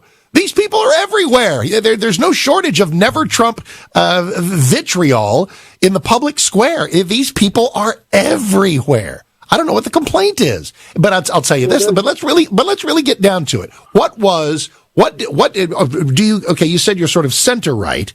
What are the things? Here's a question: as a conservative, what should I not like about Trump? How about the fact that he lies and he's crazy? Nope. He still says he won that is a Trump hatred. That is a never Trump index card. Stop it. As a conservative, what is a thing Trump did, a policy that I should not like? No policy. I mean, he's got the 3 Supreme Court justices, 200 jurists. So that's all fine. But I suggest of course it's all fine. Of course it is. That's why all of you, then, and listen, I've asked a question about me. Let me ask a question about you. What was it that you didn't like? A policy, a thing, an achievement of the Trump years that you did not like? It's not the policies, Mark. I'm talking about the man is not. Dude, I got to be honest with you, and that is the question. And that is exactly why this is so ridiculous. Are you telling me that policies, the policies, put that aside, it's just something stylistic that you didn't like? How insane is that, Tom? How crazy is that? And you're a smart guy. You're sitting here telling me somebody can deliver all or most of what you want, but if there's just some, I don't like the mean tweets, I don't like blah, blah, blah. God, that's crazy. Orange man, bad, mean tweets. That's the typical Trumper put-off. Then do better. Then do better for your side. Do better for your side. Tell me the thing. That's the reason I asked you. As a conservative, I mean, I loved every day of that presidency. Were there moments where a tweet, I was like, oh, Lord, you're killing me, sir. Sure, but so what? So what, Tom? Mark, do you accept that Joe Biden won the election fair and square? He is president, and I have no idea, and you don't either. Yes, there were so many rules and so many norms and so many laws shelved on the rocks of COVID panic. The 2020 result is forever tainted. Now, am I interested in looking in the rearview mirror for the rest of my life about that? I am not. I'm interested in the 2024 election being cleaner and better. Do you support the moves that various states are making to improve election security? I'm not totally up to speed on that. Okay, no problem. I won't hold you to that. It's been time. I have loved talking to you. I appreciate you, and you belong on any show that I ever do, my show or filling in for anybody. Be right back.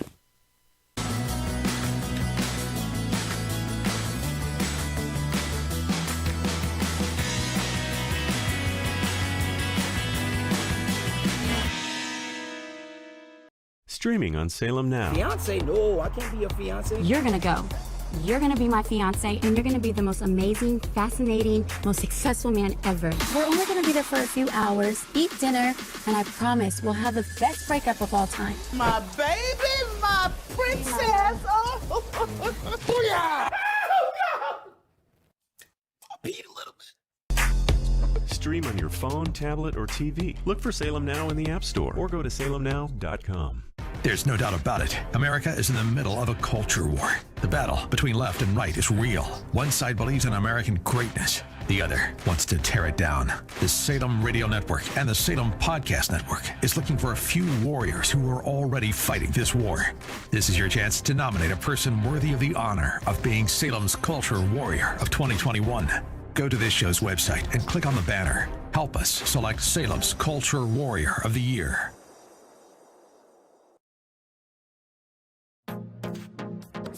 Trending now on the Mike Gallagher Show.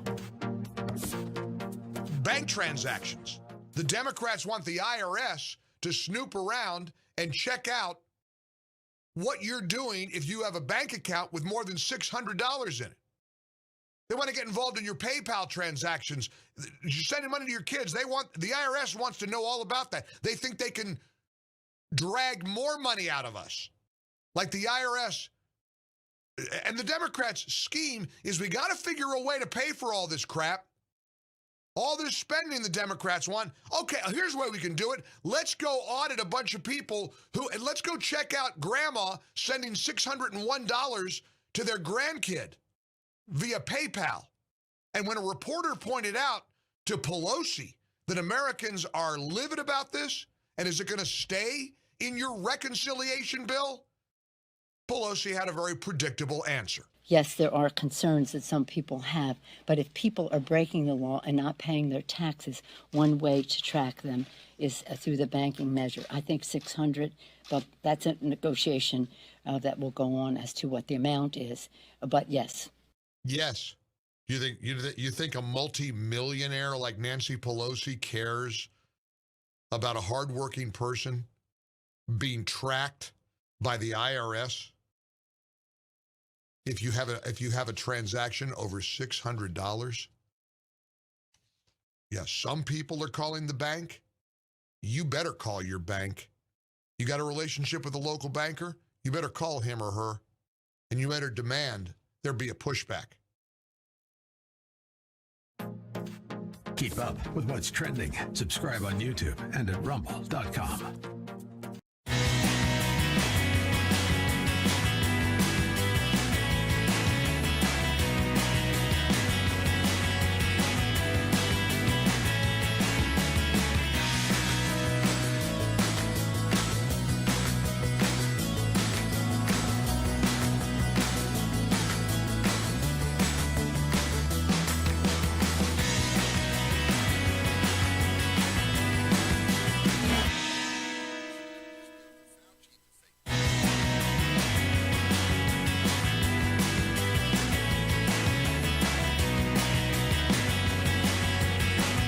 Oh, we will.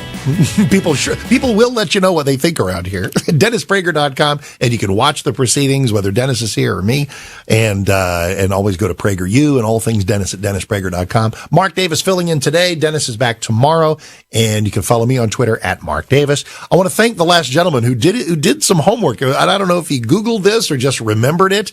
I found the piece that Kevin Williamson wrote at National Review where he bagged on me, and it is comical. It's awesome. What put me into Kevin's ill-aimed crosshairs is that I had welcomed a candidate. We had a vacancy in the 6th Congressional District, and we had a big crowded primary from the death of the wonderful Ron Wright, a seat now held by the wonderful Jake Elzy. But when 25 people were running in the primary, I was glad to welcome a whole bunch of people, including the one candidate, the one who hates Trump's guts. Bring it. Let's go. Let's have a good time. And we did. It was wonderful. Kevin didn't enjoy the way that conversation went, I guess because I didn't kneel in supplication to the Trump-hating candidate's superior logic, didn't accept his thesis that Trumpism was destroying conservatism and laying waste to the Republican Party, and an asteroid is hurtling toward the Earth. I didn't buy that for a nanosecond. So what needed to happen is that Kevin then needed to insult me in a delicious piece that he wrote. The title of it, if you want to find it, is "What the Republican Party Needs Versus What It Wants." How awesome is this? These people, man, these people. Look, if you hate Trump, whatever, that's all right. You disagree with me, we'll talk about it. That's great.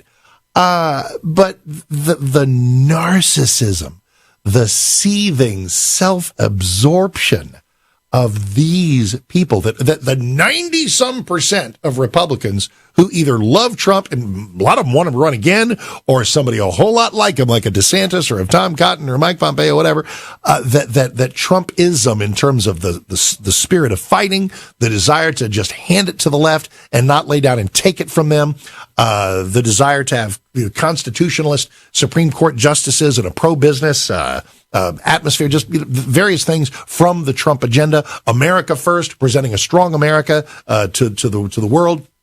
All those Trumpian things that we're just so horribly wrong about all of them, and only they know what's best for us. Guys, knock yourselves out. Enjoy life in that very small treehouse. Mark Davis in for Dennis. Stick around. We got more to come right after the top of the hour, so get ready. We'll be here.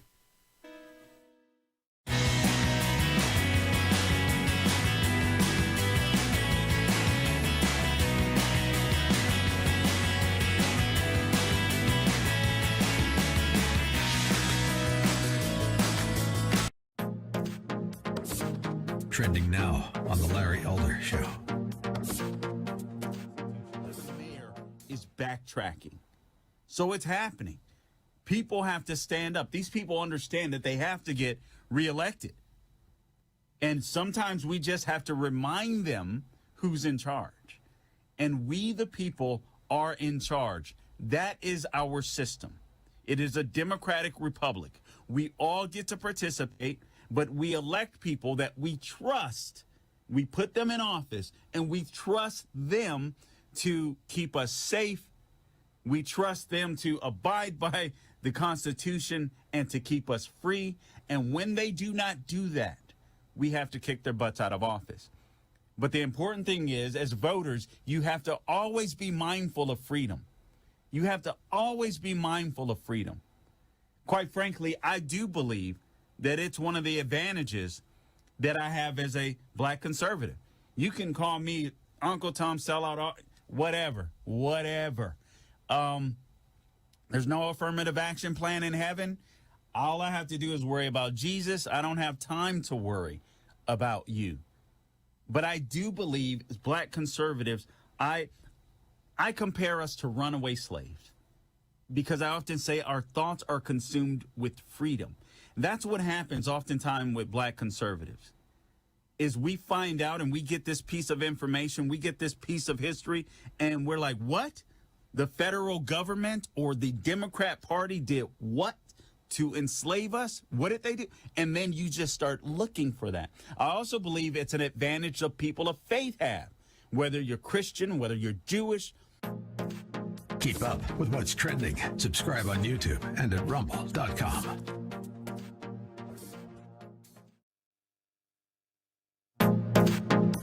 Trending now on The Hugh Hewitt Show. Secretary Chow, I'm glad you were available today because there are two headlines. One from the Wall Street Journal. Biggest U.S. retailers charter private cargo ships to sail around port delays. Then in the New York Times, it's not sustainable. What America's port crisis looks like up close.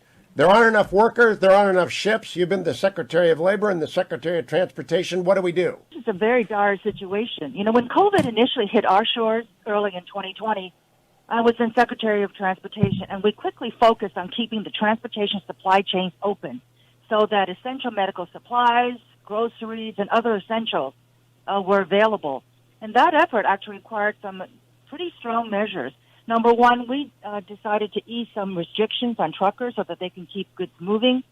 We made sure that the national airspace kept airplanes flying because even though at one point planes were nearly empty of passengers, commercial airliners also routinely transport a lot of goods, especially medical supplies.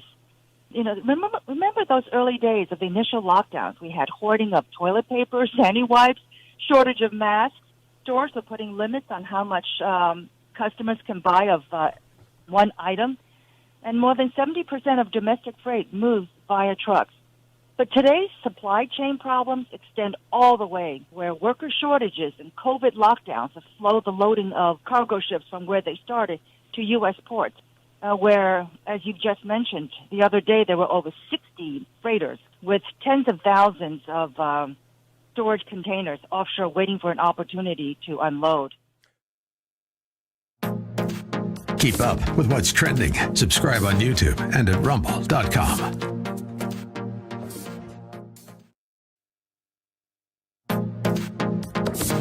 Trending now on the Eric Metaxas Show.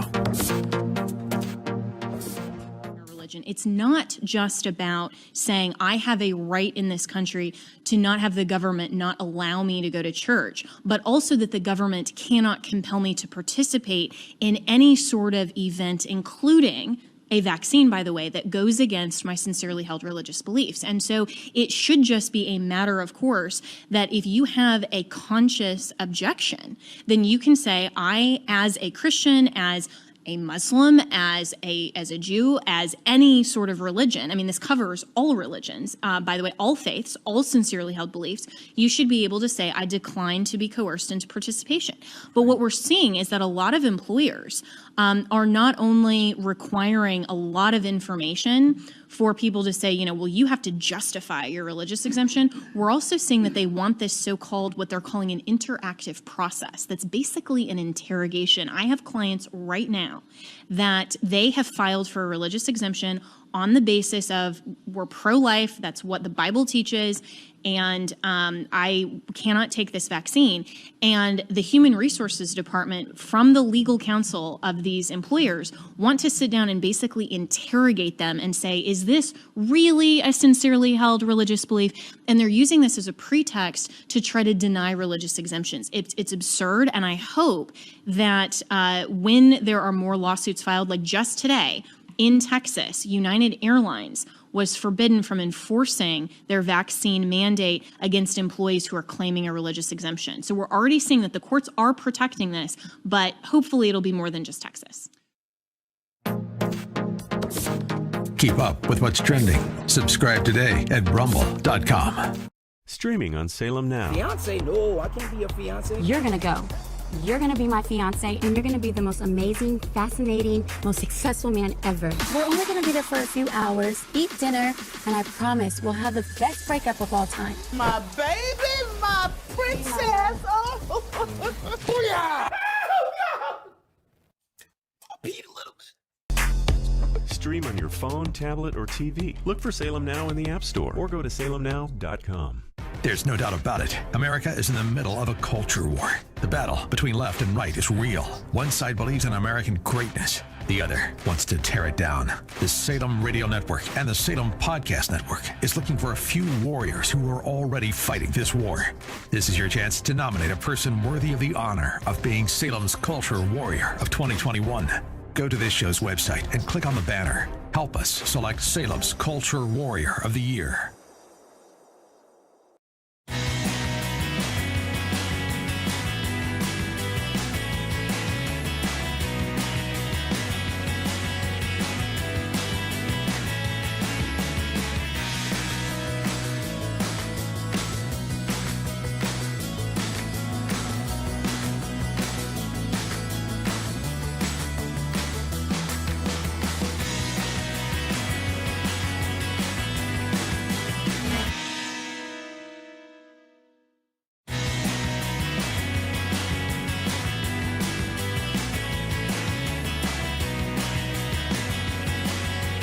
Show. Mark Davis filling in from 660 AM. The Answer, Dallas, Fort Worth. Hope all is well with you. As Steve Winwood himself would instruct, just roll with it, baby. We're rolling with your calls at 1-8-PRAGER-776. Follow me on Twitter at Mark Davis.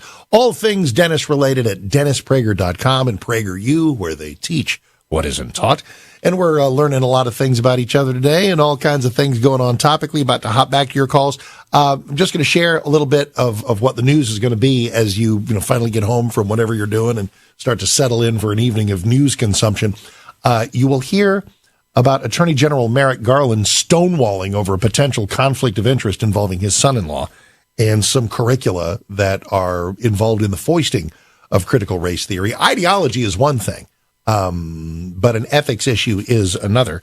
And Congressman Mike Johnson, Republican of Louisiana, grilled him, deservedly so, on the notion of whether a family member should be so tightly woven into a potential financial benefit for foisting the kind of curricula that parents are fighting back against. And the thing that I think it's incumbent on all of us to do, we shouldn't have to, but we do, so you do it. And that is, if you are against critical race theory and run across someone who thinks that must mean you don't want slavery to be taught, or that must mean you oppose kids learning about the evils of Jim Crow, or whatever angle one wishes to take on historically, accurately sharing the story of the journey of American enlightenment. I mean, we did indeed used to have slavery. We did indeed bar women from voting. We did indeed have poll taxes and all kinds of racist laws under the Jim Crow umbrella. And those did exist. They did. We got rid of them. Are we perfect now? Are we a perfect society free of all racism? Of course not. There's an ugly human nature underbelly that where you will find racism in some people. And the problem with critical race theory is it finds it everywhere. It teaches kids. This is child abuse to teach a black kid. It's a kid who's 9 or something. And Condi Rice said this so well. They let her on The View for some mysterious reason, where, oh, by the way, I'm supposed to be shocked that Meghan McCain was brutally vilified by Joy Behar and Whoopi Goldberg. Oh, shocker. How do you not know walking into that coven what's going to be coming your way? But anyway, Condoleezza Rice sat down on The View, and in about a minute of glorious exposition, told the gathered people in the audience there that she knows what racism is like, that she grew up in 1950s Alabama. She didn't get to go to an integrated movie theater until the family moved to Denver. She said that her parents told her that these problems, that they never expected her, young Condoleezza Rice, never necessarily expected her to even grow up in an America that did not have poisonous racism woven through its policies, discrimination as part of the life she would have to lead. But they taught her, they said, that's going to be other people's problem and not your problem. You can rise above it. You can rise above it. And she also said, I don't think we ought to be sitting there, beating on white people, that they need to be guilty for stuff that happened in the past. God bless Condoleezza Rice. And the problem with CRT and the problem with everything that's kind of an offshoot of CRT is that it takes the young kids of color today and it saddles them with historic racism. It doesn't seek to teach them about where we've been, the Enlightenment journey we've been on, and the places we still need to go, like maybe some progress we need to make on race and policing. Let's talk about that. When George Floyd lay dead in the streets of Minneapolis, this country was ready to gather together and go, man, that video was terrible. What do we need to do? What kind of better training do we need? Just what do we need to do? The rioting interrupted that process, that healing process, that educational process, that journey of enlightenment was forestalled by rioting. Black Lives Matter has done more to hurt race relations in America than any Klansman ever could in 2021 America. And so here we are. And there are those of us looking to steep our educations in curricula that will teach kids to hate America and hate each other. And there are those of us who are trying to stop that. The battle lines are drawn. And it's not just about dry nuts and bolts policy. It's about the raising of our children. So here we are. This is just one of the things we're talking about. There are plenty more. Let's head in the direction of the phone lines and see what people want to do. Phone number again is 1-8-PRAGER-776, 1-8-PRAGER-776. We are in just a town that's fun to say, Walla Walla, Washington. Hey, Craig, Mark Davis in for Dennis. How are you? God, after all that build-up. Hey, Craig, you there? Well, I got to say Walla Walla, Washington. Now I get to say Prescott, Arizona. Bill, hey, Mark Davis in for Dennis. Not as much fun, but a fine town. How are you doing, sir? Pretty good, thank you. Nice I wanted to tell you, I was raised by a family that were Democrats, and I'm 87 years old, and never thought anything about it, except if I was going to vote, I'd vote Democrat. Well, I had three older brothers, two brothers and brother-in-law, were all in World War II and D-Day. And at a family gathering, and it was around 1970, they started talking negative about the Democrats, and I was shocked. And so I started paying attention, and I had to catch a flight. And I'm reading the newspaper, and it was, in fact, I guess it was 79. That's what, and you got to forgive me, my memory don't work that well. It's okay.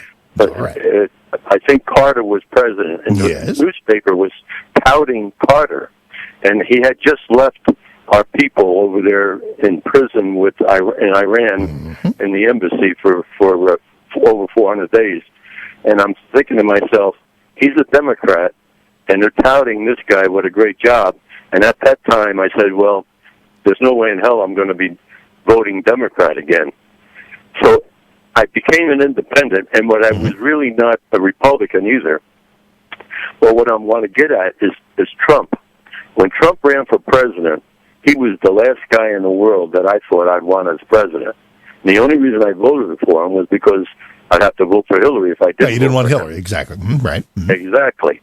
But Trump has done more for this country in his presidency than all the previous presidents that I've been under in my lifetime. Well. Like I say, I'm 87. That's a good amount of lifetime. Yep. So, what thing or two won you over the most? What surprised you? What did you get that you didn't think you were going to get from the Trump years? I have to say the economy, but also his Christian beliefs. And by no means did Trump live or I live a Christian life. I try to now, but that's after you go through everything you go through, you realize where the right place I hear you there. With your faith. Yes, sir. But Trump did more, and the Christian thing, the way he was just so out in the open. Trump was out in the open about everything. That was his problem. Exactly right. He's not subtle about anything. Bill, that was a perfect answer, and I thank you so much. And if anybody's driving around going, what? Trump? And in fact, a lot of people remain mystified about why Trump is so popular in evangelical circles, because he has not exactly led a life of piety, a life of evangelical zeal, a life of biblical behavior. Are you kidding me, right? So let me explain this to you. When given the opportunity to vote for a lot of people in 2016, there's probably an opportunity we'll have again in 2020. Republicans will give you a whole lot of guys who, I mean, we had Ted Cruz, we had all kinds of people. We've had Pat Robertson run historically. We've had people who have just all kinds of solid Christian conservative credentials who would have been. Especially in the case of Cruz or Rubio, who has some of that vibe going for him as well. Mike Huckabee. I mean, please, you got to love Governor Huck. So there are all kinds of candidates that we've been able to evaluate and weigh and vote for who would have been wonderful fellow soldiers to walk with, march with, to fight for what we believe in as Christian conservatives. You know what Trump was? He was an M1 Abrams tank blasting through the thing that conservative Christians needed most, and that was to beat down the political correctness and religious intolerance that threatens everything we believe in. That's why, as a Christian conservative, loved those Trump years. Loved them.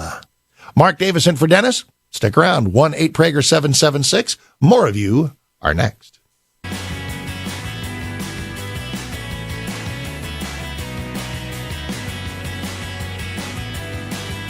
Streaming on Salem Now.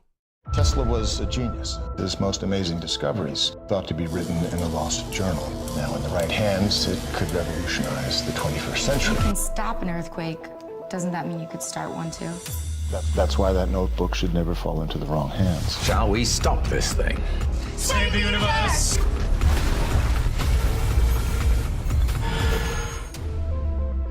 Look for Salem Now in the App Store or go to salemnow.com. Streaming on Salem Now. The public would be outraged if they knew the truth.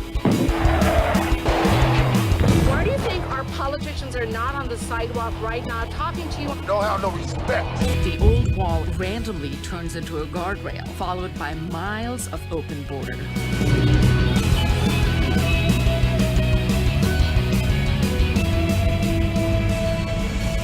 Human trafficking. That journey is extremely dangerous. The 7-year-old girl died in the desert. From the country of India. A great pillar of the community was killed by a man who had been deported at least twice. This little urn contains the ashes of my son. His dreams cut short forever. We're so worried about other countries' problems, and we don't even focus on our own. Look for Salem Now in the App Store or go to salemnow.com. Streaming on Salem Now.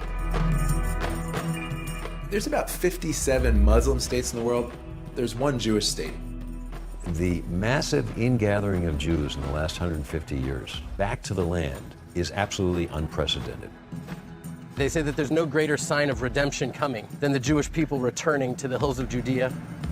As a Christian, I've always supported Israel's claim to the Holy Land. To me, the Palestinians were just getting in the way of God's plan. 300,000 Palestinians are unemployed.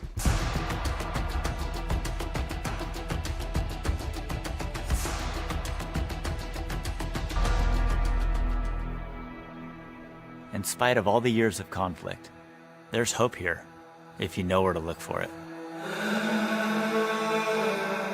Stream on your phone, tablet, or TV. Look for Salem Now in the App Store or go to salemnow.com.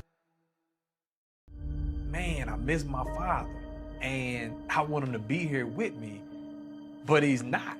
We all had something in common. A lot of us were miserable. We had no fathers in our lives. This is how I began the life of crime. I desired to have a father who would tell me that what I did was wrong.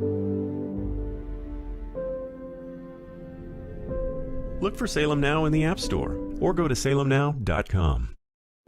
I grew up poor, which is even worse than being poor. We would have sandwiches with no meat. My American dream entailed working hard and making $20,000 a year. But I surpassed that goal and became a corporate CEO. we'll all be able to say, free at last, free at last. Look for Salem Now in the App Store or go to salemnow.com. Judge Thomas, you solemnly swear to tell the truth, the whole truth, and nothing but the truth, so help you God. I do. I was under constant attack. You're not really black because you're not doing what we expect black people to do. This is the wrong black guy. He has to be destroyed. So you'd still like to serve on the Supreme Court? I'd rather die than withdraw from the process. Look for Salem Now in the App Store or go to salemnow.com.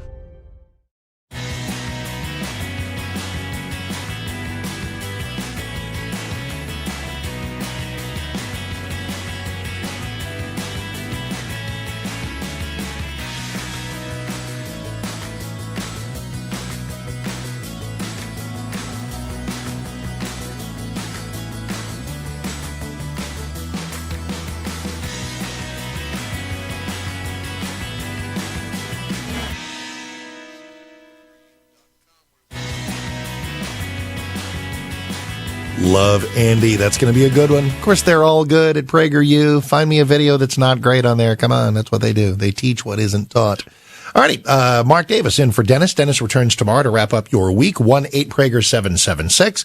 We are headed back to your calls here in a second. Let me make sure before I'm done here today. I know we got 30-some minutes of show left, but I just want to make sure that I impress on you the importance of helping out our friends at Alliance Defending Freedom. ADF, go to DennisPrager.com, click the ADF banner, and what you have there is people who will rush into courtrooms for free and help people whose constitutional rights are being trampled. And folks are showing up at local school board meetings, voicing their concerns. And Merrick Garland and his Department of Justice, sparking outrage from parents, are ready to treat these parents as domestic terrorists. So the Alliance Defending Freedom will not stand for parents' free speech rights being abused.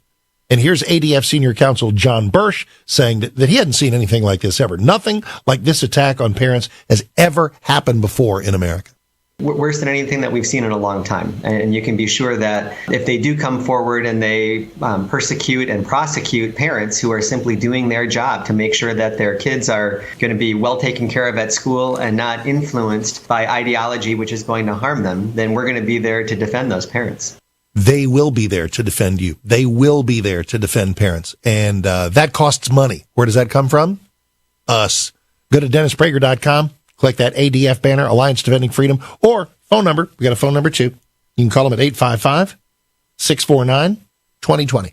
855-649-2020. Give as much as you can, because what you're doing is you are helping these heroes at Alliance Defending Freedom help the heroic parents who are showing up to try to prevent the hijacking of our kids' education. Alliance Defending Freedom banner at DennisPrager.com. All right. Hey, I get to say it again, and I hope that means because he's back. We are in Walla Walla, Washington. Hey, Craig. Mark Davison for Dennis. How are you? Mark.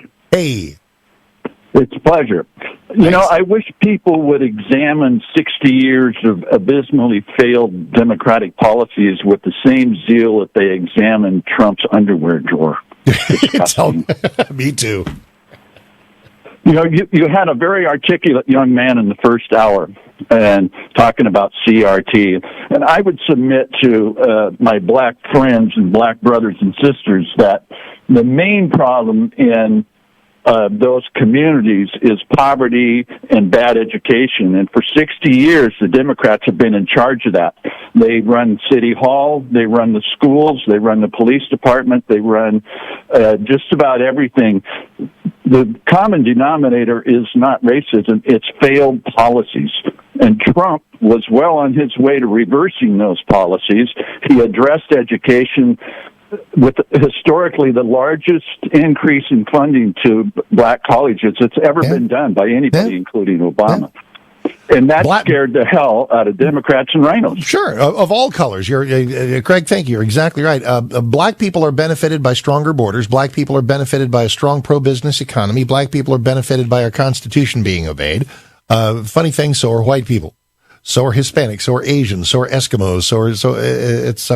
And I think one of my favorite lines of the Trump campaign was he said to Black America, "What do you got to lose? You know, these people aren't helping you. These people are keeping you dependent. These people are keeping you on the welfare plantation. I want better for you. What do you have to lose? Gracious. All right, 1-8-PRAGER-776, 1-8-PRAGER-776. We're in Los Angeles. Sylvia, Mark Davis in for Dennis. How are you? Oh, hi, Mark. Hi. Well, I just want to, you mentioned George Floyd, the criminal that scared a woman, and she called 911 on him because he was acting weird after passing a fake $20 bill and was hanging out outside. I really blame her, for calling 911. Here come the cops all stressed out. This guy, 6'7", big muscles. The cop was not on his neck, was on the shoulder. That's not accurate, Sylvia, but thank you. Sylvia, I'm not going to Sylvia, I'm not going to relitigate the George Floyd death. Well, but then don't call it like, the awful video that caused the riots. They were just ready to do that to you guys. I feel bad for the USA that's going the way of Argentina in the 20s. No, you really have to fight this scam. And I know, but I'll tell you what, if you want to identify, okay, we're done. If you want to identify radicalized parts of America somebody would have been, we're just looking for something to riot over. Yeah, I'll probably join you on that. But contorting yourself to justify the George Floyd death is not a good look. I will tell you, and if I've started to phrase it this way, and in fact, I touched on this a few minutes ago.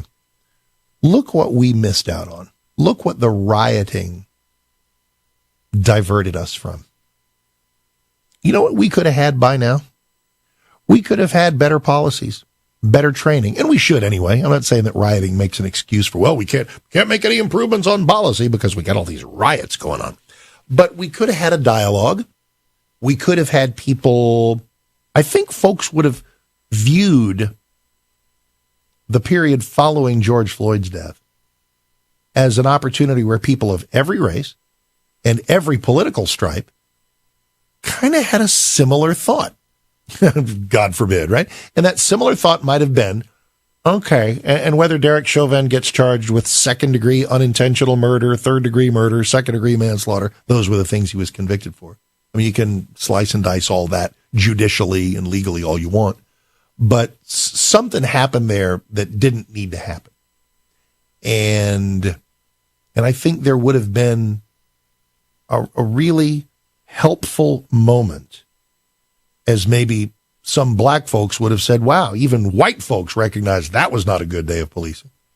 And maybe some principled Democrats would have said, hey, here's some Republicans who seem willing to admit, as if we don't, that there are occasional problems that arise in terms of training and escalation and stuff like that.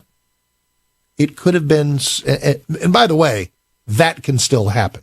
But you know what? The aftermath of the riots, the balkanization of everybody, and the ruin of the opportunity for constructive discourse, because then everything got weaponized.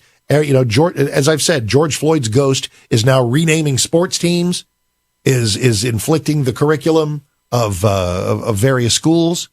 And all I mean by that usage is that aftermath has been weaponized by people who are not interested in dialogue, not interested in progress, not interested in goodwill. And that has not been helpful.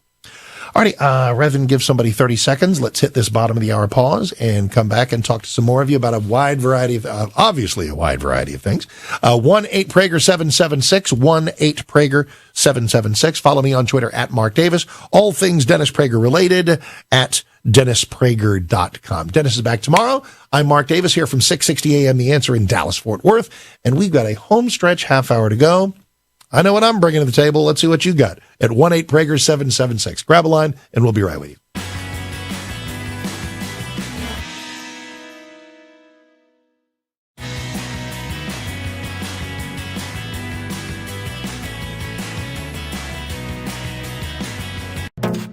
Trending now on the Charlie Kirk Show.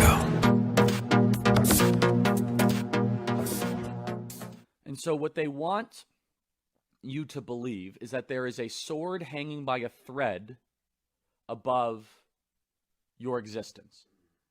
So this sword of Damocles was a parable, and it became a motif in medieval literature.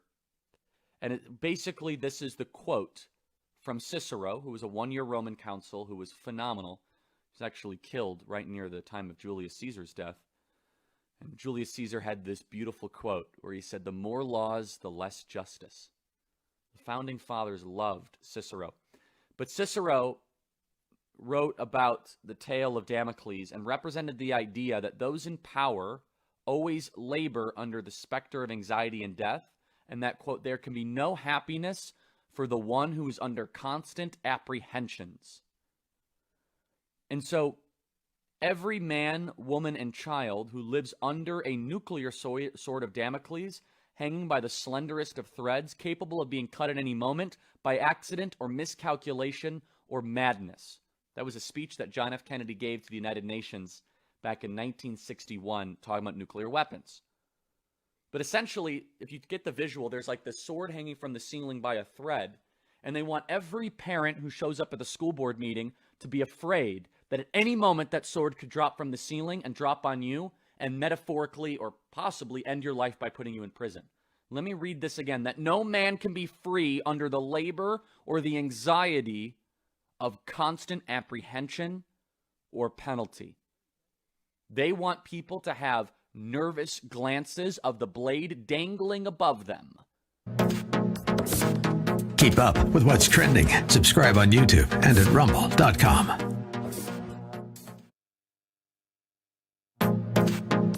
Trending now on The Hugh Hewitt Show. It occurs that today, when we're talking, 22 of the 25 ranked colleges in national football by the AP are in red states. Alabama, Georgia, Ohio State. And in some of those 25 that are in purple states, like Penn State, are in the red part of the purple state. Only Oregon and San Diego State are in blue states. Do you have a theory? I do, as to why college football succeeds in red states far beyond the way it succeeds in blue states today? Well, I think it represents this. It doesn't, and it's unlike pro football, which has become performance woke art.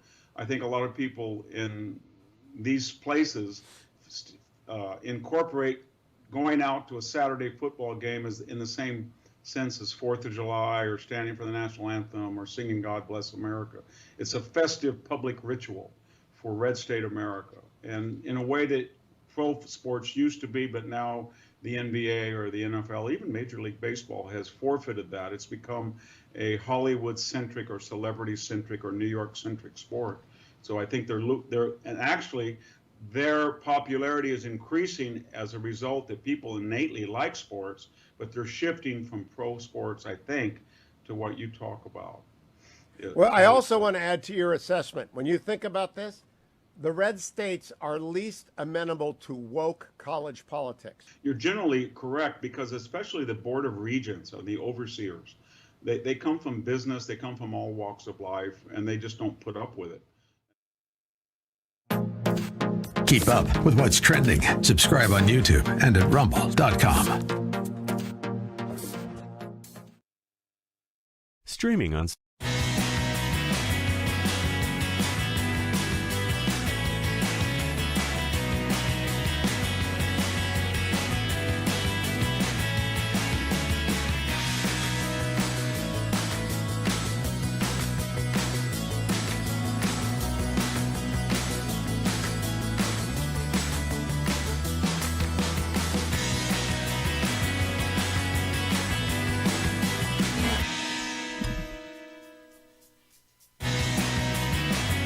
We're all about what you think. Dennis is back tomorrow. Mark Davis filling in from 6:60 a.m. The Answer, Dallas-Fort Worth. Today, let's dive back and see what you guys have on your collective and individual minds. We're in the great town of the arts, St. Louis. Tim, hey, Mark Davis in for Dennis. How are you? Happy Thursday. Hey, thank you for taking my call. First, I got to ask you something. I've been calling talk shows. I'm 60 years old. I've been calling talk shows for over 20 years. But it seems now, are you guys being monitored on what you're allowed to say on air? Not at all. As far of course as not. What makes you think that? as far as like what they call the protest at the Capitol on January 6th. What about it? Well, I mean, the elections. I believe they're using COVID. I believe they're using COVID so that they could have mail-in ballots to fix the next. Of course, to fix the election in the next run here. For someone who is as steeped in talk radio as you purport to be, this conversation comes up all the time. So, what point do you think has not been sufficiently made? I mean, I've kind of made this one myself even today, that based on the altar of COVID panic, there were all kinds of rules shelved, norms disposed of, laws broken, so that who knows how many votes were accepted that should not have been. So the notion that has not been discussed, it has. And I believe enough for today. We're in Los Angeles. Sujan, hi. Mark Davis in for Dennis. How you doing? Hello? Hi, it's Mark in for Dennis. How you doing? Hi, I'm surprised to be online. I'm a big follower. I was just calling to see how Mr. Prager's doing. That's all.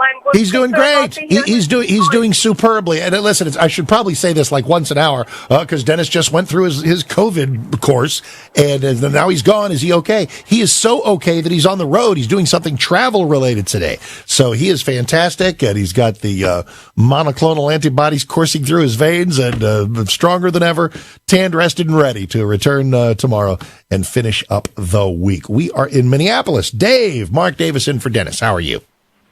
Yeah, pretty good. How are you? Hi, great. Well, I just have a couple of questions. I mean, sure.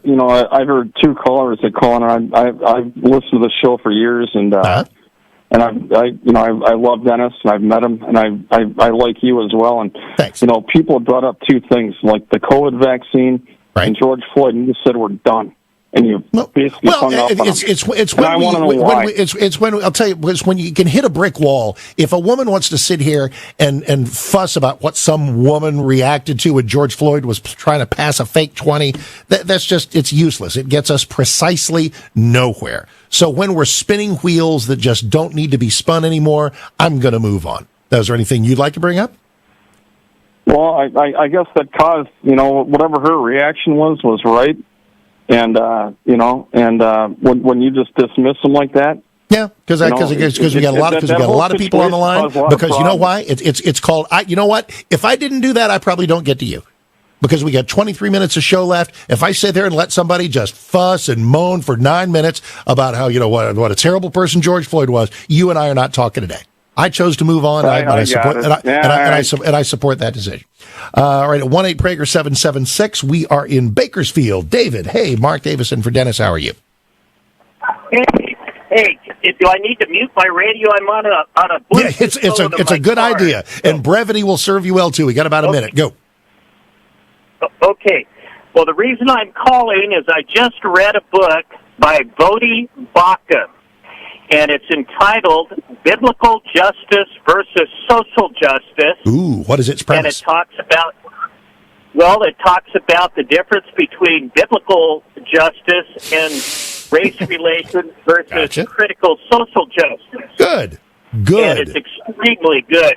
Very thorough. Bodhi names all of his sources. He also talks about I believe it's Beverly D'Angelo and white fragility, and talks about Ibram. Ibram Kendi, the anti-racism book guy. Yes, that's a good thesis to bring, because the social justice people think, or want very much for all of us to think, that they really are just on the right side of morality in virtually every way. Listen, being against racism is of course a good thing to do. Fighting for equal rights for certain communities is certainly a good thing to do. But the extremism, the seeing everything through the lens of racial grievance, no. That's not something that has a strong moral component. All right, I think I got a scoot here. Correct, guys? Mark Davis in for Dennis, and we'll be back in just a moment.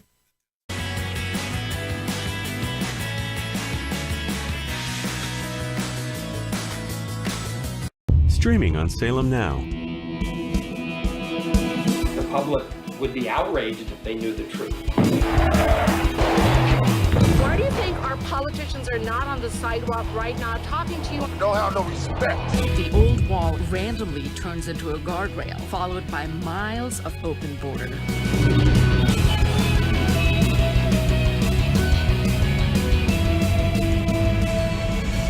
Human trafficking. That journey is extremely dangerous. The 7-year-old girl died in the desert. From the country of India. A great pillar of the community was killed by a man who had been deported at least twice. This little urn contains the ashes of my son. His dreams cut short forever. We're so worried about other countries' problems, and we don't even focus on our own. Look for Salem Now in the App Store or go to salemnow.com. Streaming on Salem Now. There's about 57 Muslim states in the world. There's one Jewish state. The massive ingathering of Jews in the last 150 years back to the land is absolutely unprecedented. They say that there's no greater sign of redemption coming than the Jewish people returning to the hills of Judea. As a Christian, I've always supported Israel's claim to the Holy Land. To me, the Palestinians were just getting in the way of God's plan. 300,000 Palestinians are unemployed.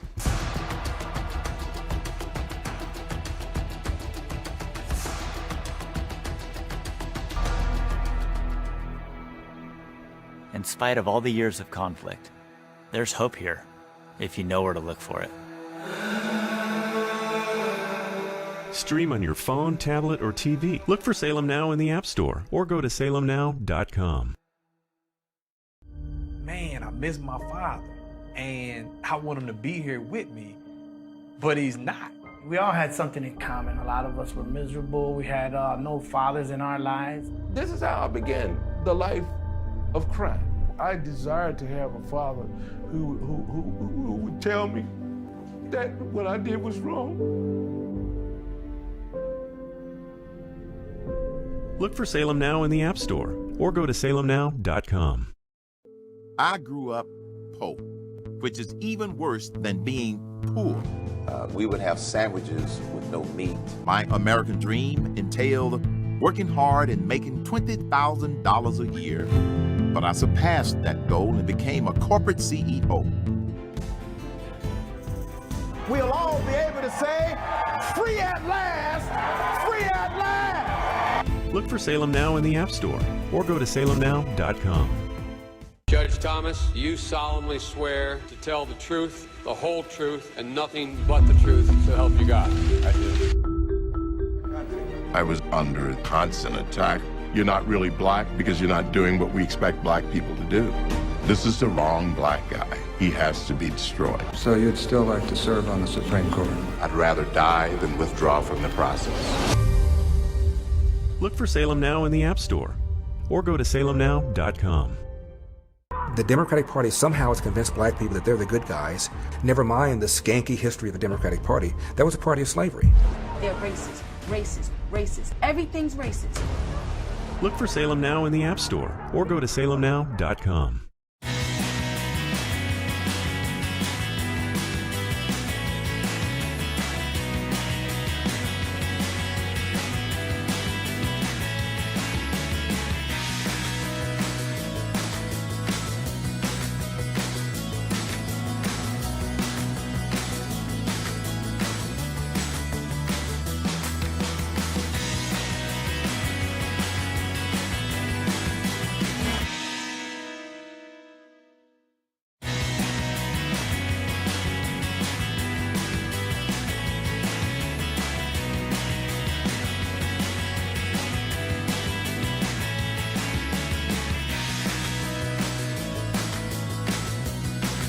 That's what they do. PragerU, do check it out.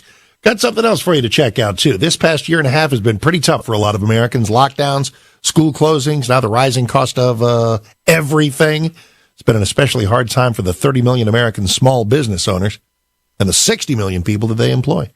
Now small business faces new burdens, new challenges, and there are all these calls to change labor laws to favor union bosses and increase regulation.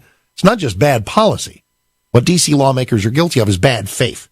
And there's one group working hard to fight this war on small business, the great people at Job Creators Network. The JCN, baby, they are great. They were founded to fight for small businesses and defend free enterprise.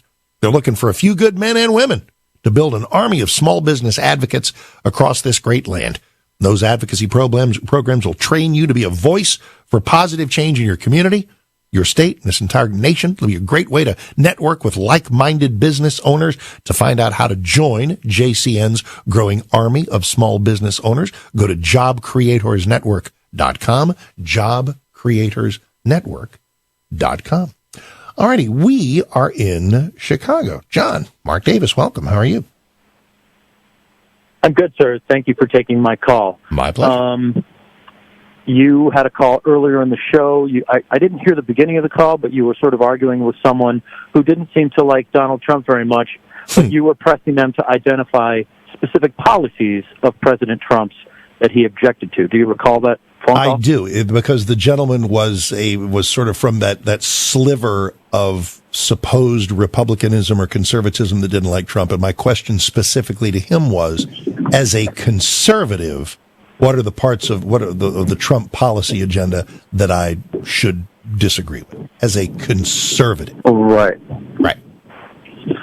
Okay. Well, I've never been a supporter of Donald Trump, so I don't really fall into the same category as that caller. But I thought to myself about specific policies of President Trump's that I took issue with, and one of the primary one that came to mind that I wanted to mention to you regarded research using cell lines derived from fetal tissue.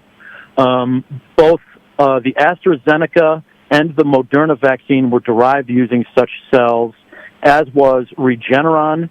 Why do you suppose? I have a question for you, because I get this a lot, and I'm intrigued by everybody's view on this, and I'm the most pro-life person you'll talk to today.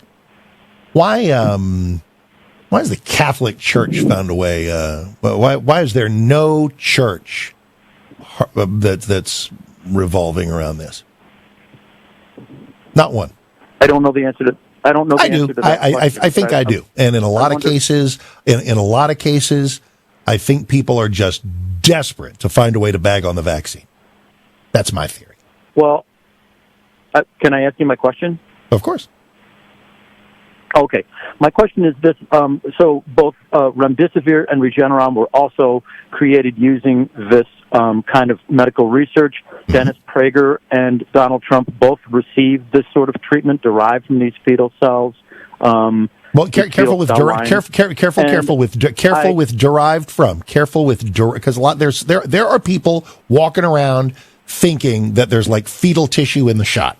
That is the level of scientific illiteracy that we've been dealing with a lot. So do me a favor, really, because okay, great. So hone this down. What is your bottom line point and/or question? Go. Yeah, okay. I think you're right. There's a lot of ignorance about it, and people believe exactly what you said. I think primarily people on the right. But my point is this. Donald Trump's policy as president that I objected to was restricting that sort of research, which ultimately probably saved both his life and Dennis Prager's life. I think that's bad policy. Right, now this is interesting. Very, very thoughtful point. The research that led to the ability to develop some of the modern vaccines depends on things that were learned apparently from literally a couple of abortions in the Netherlands in the 70s. Right? Can't approve of that as a pro-lifer. Can't approve of that. But the question, of the fact that those abortions took place, the question is, if there's something we can learn and some lives we can save as a result of existing knowledge based on that, should we ignore it or do it? And you can count me among those who would say do it. Now, it seems like you're asking a different question. That is, should we be cavalier about should we have some abortions take place now so that we can learn stuff for medical research? As a pro-lifer, I'm going to say no to that every time. Okay, respectfully, I want to correct you on something. Try. It's not just knowledge from those cell lines that was used to develop these treatments. It is actual cells. that were used in the research, not just knowledge from the 70s. The actual cell lines derived from fetal tissue. But no further abortion was performed in any event to bring them about. Now, but I don't want to misstate where you're going. Are you? I don't want to misstate where you're going. Let's come to the modern day. Are you asking people to be somewhat tolerant of abortion because of medical benefit, some medical benefit that might be derived from it moving forward? Yes or no? No, sir. I totally support that kind of research. Okay. I'm asking if it's policy for the government. Hello? Well, I guess the policy that I would look for, I would ban the forwarding of any justification of abortion, even for life-saving medical research. Yes, I would. That is the pro-life stance. Okay, but you don't. So I hope that's helpful. You don't think there's something dissonant about the administration banning that sort of research, and then the president who banned it in the first place benefiting from it? Because it's not apples and apples. He's not. That's the what they're looking to address moving forward is not necessarily the exact same thing that he was able to benefit from decades past. 1-8-Prager-776. Follow me on Twitter at Mark Davis. Things Dennis related at DennisPrager.com. And let's see, we've got how time does fly. So let me get this last break in, and then we'll come back and take a. Maybe one more. We'll see what's going on. It is always a joy, always a pleasure. Agree, disagree. I appreciate all y'all. Dennis will be back tomorrow, and I'll have a couple of culminating thoughts, and maybe we'll, shoehorn somebody in here in the final segment, because that final segment, as you've come to know, is pretty brief. We'll see what we can achieve in it coming up.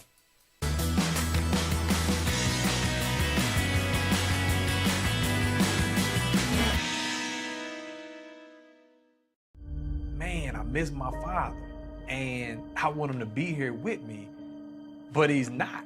We all had something in common. A lot of us were miserable. We had no fathers in our lives. This is how I began the life of crime. I desired to have a father who would tell me that what I did was wrong. Look for Salem Now in the App Store or go to salemnow.com. I grew up poor, which is even worse than being poor. We would have sandwiches with no meat. My American dream entailed working hard and making $20,000 a year. But I surpassed that goal and became a corporate CEO. We'll all be able to say, free at last, free at last. Look for Salem Now in the App Store or go to salemnow.com. Judge Thomas, you solemnly swear to tell the truth, the whole truth, and nothing but the truth, so help you God. I do. I was under constant attack. You're not really black because you're not doing what we expect black people to do.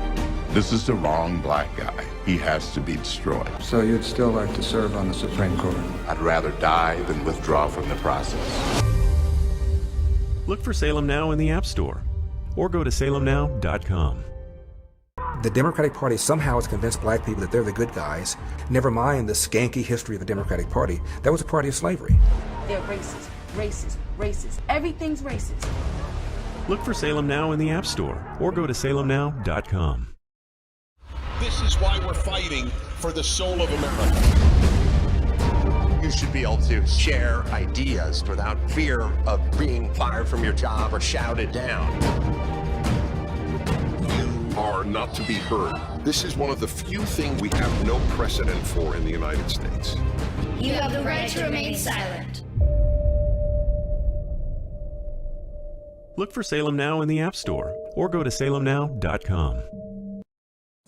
This is a story of how 1 million children were placed with local foster families. Parents from all walks of life share their stories of overcoming the one-child policy by taking in orphans.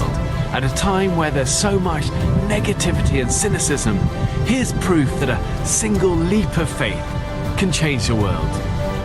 Look for Salem Now in the App Store or go to salemnow.com.